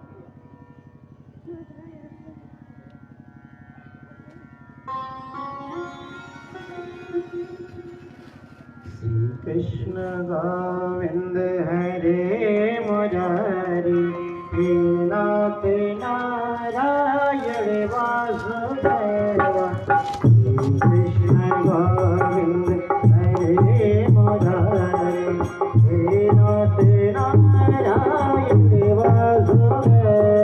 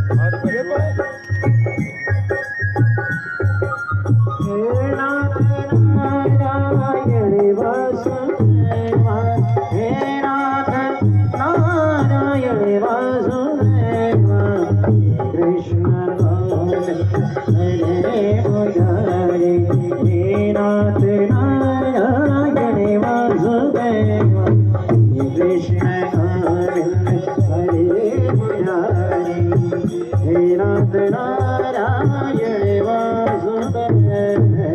बोलिए आनंद कंद भगवान के। भगवान शिव ने सारे विष को मिश्रा जी पी लिए, लेकिन ना नीचे जा रहा है ना बाहर निकाल रहे हैं। दोनों का कारण है, अगर बाहर निकालना है तो फिर पिए ही काहे के लिए थे, और अगर अंदर कर लेते हैं गले के तो हृदय में ही तो उनके श्री हरि बैठे हैं। बोले उनको हम विष कतई नहीं पिला सकते हैं, इस कारण से हम इसको ना अंदर कर पा रहे हैं न बाहर। और गले में ही विष धारण करने से उनका गला नीला हो गया। उसी दिन से उनका एक नाम भगवान नीलकंठ पड़ गया। बोलिए नीलकंठ भगवान के। अब फिर उद्योग हुआ, फिर मथानी चलाई गई। सुखदेव जी कहते हैं कि फिर मथानी से मंथन का कार्यक्रम आगे बढ़ा तो फिर क्या निकला? उच्चैःश्रवा नाम का एक घोड़ा निकला। वो चंद्रमा के समान सफेद रंग का था, श्वेत वर्ण का। उसको देखते ही राजा बलि ने कहा, भैया आपकी वाला माल तो हम लेंगे। तो विष्णु ने पहले रोक दिया था कि इंद्र तुम ज्यादा अपने मन को मत डगमगाना, नहीं घोड़ा देख के बोलो नहीं घोड़ा हमें चाहिए, तुमको और अच्छी चीज मिलेगी, घोड़ा छोड़ देना। बोले ठीक है प्रभु। बोले लो भैया दूसरे नंबर पे, पहले नंबर पे जो आई देवताओं ने लिया, यानी भगवान शिव ने, चाहे अच्छी चीज हो चाहे खराब, लेकिन दूसरे नंबर पे आप ले लो। फिर जैसे ही मथानी चलाई गई, आगे क्या होता है कि तत ये रावतो नाम वारणेन्द्रो विनिर्गतः दन्ते चतुर्भे श्वेताद्यहन् भगवतो महिमन्। उसके बाद एरावत नाम का हाथी निकला। मिश्रा जी, एरावत नाम का हाथी। अब नियम से किसको चाहिए था, देवता को या दैत्य को? देवताओं को चाहिए, तीसरी चीज है। तो देवताओं के राजा इंद्र को मिले। उसके बाद में कौस्तुभ नाम की पद्मराग मणि निकली। उस मणि को भगवान ने अपने हृदय पे धारण कर लिया। उसके बाद में स्वर्गलोक की शोभा बढ़ाने वाला कल्प वृक्ष निकला, उसको भी देवी देवताओं ने ले लिया। उसके बाद में स्वयं लक्ष्मी देवी प्रकट हो गई, वो भी भगवान का वर्ण कर लिया, भगवान के ही पास रह गई। इस प्रकार से मथानी चलती रही और एक एक चीज निकलती रही। थोड़ी देर के बाद समुद्र मंथन के समय में, समुद्र मंथन चल रहा है, एक दिव्य पुरुष निकला, चतुर्भुजी रूप धारण करके, अलौकिक पुरुष। उसकी शोभा छटा देखते ही बनती थी। और वही बाद में आयुर्वेद के प्रवर्तक और यज्ञ भोक्ता धन्वंतरी महाराज के नाम से जाने गए। बोलिए धन्वंतरी भगवान के। उन्हीं के हाथों में मिश्रा जी कलश का घड़ा भी था। तो जो माल चाहिए था, जिसके लिए सारा उद्योग किया गया, वो माल तो बाहर आ गया। अब देवताओं ने भी सोचा कि भाड़ में जाए मथानी, भाड़ में जाए मंथन, और दैत्यों ने भी यही सोचा कि अब हमें कुछ नहीं चाहिए। अब जिसके लिए हम लोग प्रयास कर रहे थे वो सारा चीज मिल गया हमको। छीना झपटी शुरू, छीना झपटी शुरू हो गई। पहले हम, लेकिन किसी को मिल नहीं रहा है। कभी देवता लोटे को छीन कर भाग रहे हैं घड़े को, तो पीछे से कोई दैत्य करके उड़ के उसको उड़ा देता है। फिर वो लेके भागता है इधर को, तो एक देवता आगे से आते समय वार करता है, वो लेके घड़े को इधर भाग जाता है। यही आंख मिचौली खेल चल रहा था। देवता लोग धीरे से कहा, तो जो होशियार देवता थे कोने में खड़े हुए, प्रभु। बोले अब क्या है भैया, कहें ऐसे लड़ाई चलत रहे तो सारा अमृत अड़ाई जाए, गिर जाए, परेशान हो जी है सब मिलबो के को न करे, काम होए ना। भगवान कहें टेंशन जीव हम चला कौनो इंतजाम करते हैं। तो भगवान तो क्षण मात्र में इंतजाम करते हैं। श्री सुखदेव जी बता रहे हैं, राजा परीक्षित जी सुन रहे हैं। व्यास जी लिखते हैं कि एतस्मिन्नन्तरे विष्णु सर्वोपाय विदेश्वरः योसिरे द्रूपमनिर्देश्यं दधार पदमाद्भुतम्। देखते ही देखते वहां पर एक अत्यंत कमनीय, बहुत सुंदर शोभा बिखेरने वाली नव युवती प्रकट हो जाती है। बोलिए मोहिनी रूप भगवान के अत्यंत सुंदर रूप में एक बालिका प्रकट होती है। जा करके दैत्यों के हाथ पे उस समय घड़ा था। बोला भैया काहे को भाग रहे हो सब कुछ? बोले देवी इसमें अमृत भरा हुआ। तो बोले अमृत भरा हुआ है तो एक जगह बैठ के पी लो। भाग भाग के कहे को पी रहे? बोले देवता लोग पीछे से छीनने चले आते हैं। बोले फिर तो दे क्यों नहीं देते? बोले हम उनको नहीं देंगे। बोले काम कर। बोले क्या? बोले अमृत के बारे में आप लोग सही ढंग से जानते नहीं हो। बोले क्या? बोले अमृत में ऊपर विष रहता है, नीचे उसका माल रहता है, मीठापन। बोले तो? बोले दोनों जने लाइन लगा के बैठ जाते, हम दोनों जने पिया दे। ऊपरा वाला जो पनिया हवा माला है वो का देव तो पिया दे, और नीचे जो गाढ़ गाढ़ माला है तो सब पिया दे। दोनों जने काम कर। दैत्य लोग तो एकदम उनके बस में हो गए। कहें देवी ठीक कहा। चट से लाइन लगा के बैठ गई। पहले देवता बैठे, सब मंजूरी लगाए जाता है। मोहिनी भगवान सबका पियावत चला जाते हैं। मोहम्मद दूठी बहुत होशियार राक्षस रहे मिश्रा जी। राहु महाराज बैठा रहे। राहु देखे कि कहे रहे कि ऊपर ऊपर को पनिया हवा पियाओ। देखा दही हमें 10% अमृत वही बचा है, बाकी सब खाली हो गया घड़ा।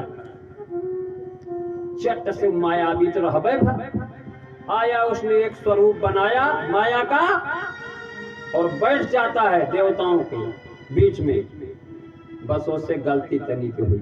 काओ सूरज और चंद्रमा के बीच में बैठा। कहीं अगर एक आध किनारे बैठा होता देवता बन के तो उसका काम पूरी तरीके से हो जाता, लेकिन वो तो ऐसे दो देवताओं के बीच में बैठा। चंद्रमा के पास जब आए, सूरज को पहले पियाए और का पियावे कोशिश करें एक आध बूंद पीउल है, तब तक चंद्रमा इशारा दिखाएं मोहिनी भगवान का। ऐसे करें तो कहें दिखाएं कि सिंहवा या जो ने पिया दिया कि देवता न हो। तुरंत मोहिनी भगवान ऐसे बुरी करें, सुदर्शन चक्र प्रकट भा तुरंत काट। लेकिन तब तक अमृत को अपने गले के नीचे उतार चुका है, तब उसको मरना तो है ही नहीं। तुरंत 2 स्वरूप में खड़ा हो गया। तो श्री हरि ने कहा कि सूरज और चंद्रमा मेरी बात ध्यान से सुनो। बोले क्या? बोले अब ये मरेगा तो है ही नहीं, अब इसको आप अपने ग्रह मंडल में भर्ती कर लो। उसी समय से वो भी पहले 7 ग्रह थे, बाद में 9 ग्रह हो गए। बोले ठीक है प्रभु। वहां से उनको अमृत पिला दिया गया और पिलाने के बाद राक्षसों में दुगना उत्साह आया और फिर से जमकर लड़ाई हुई। राक्षसों की पराजय हुई और देवता लोग विजयी घोषित हुए। इसके बाद की कथा आती है, देवासुर संग्राम होता है। देवासुर का संग्राम जिसमें देवता लोग विजय प्राप्त करते हैं, देवासुर की समाप्ति होती है। अगली कथा में बताते हैं कि मोहिनी रूप को देखकर महादेव जी एक बार सम्मोहित हो गए।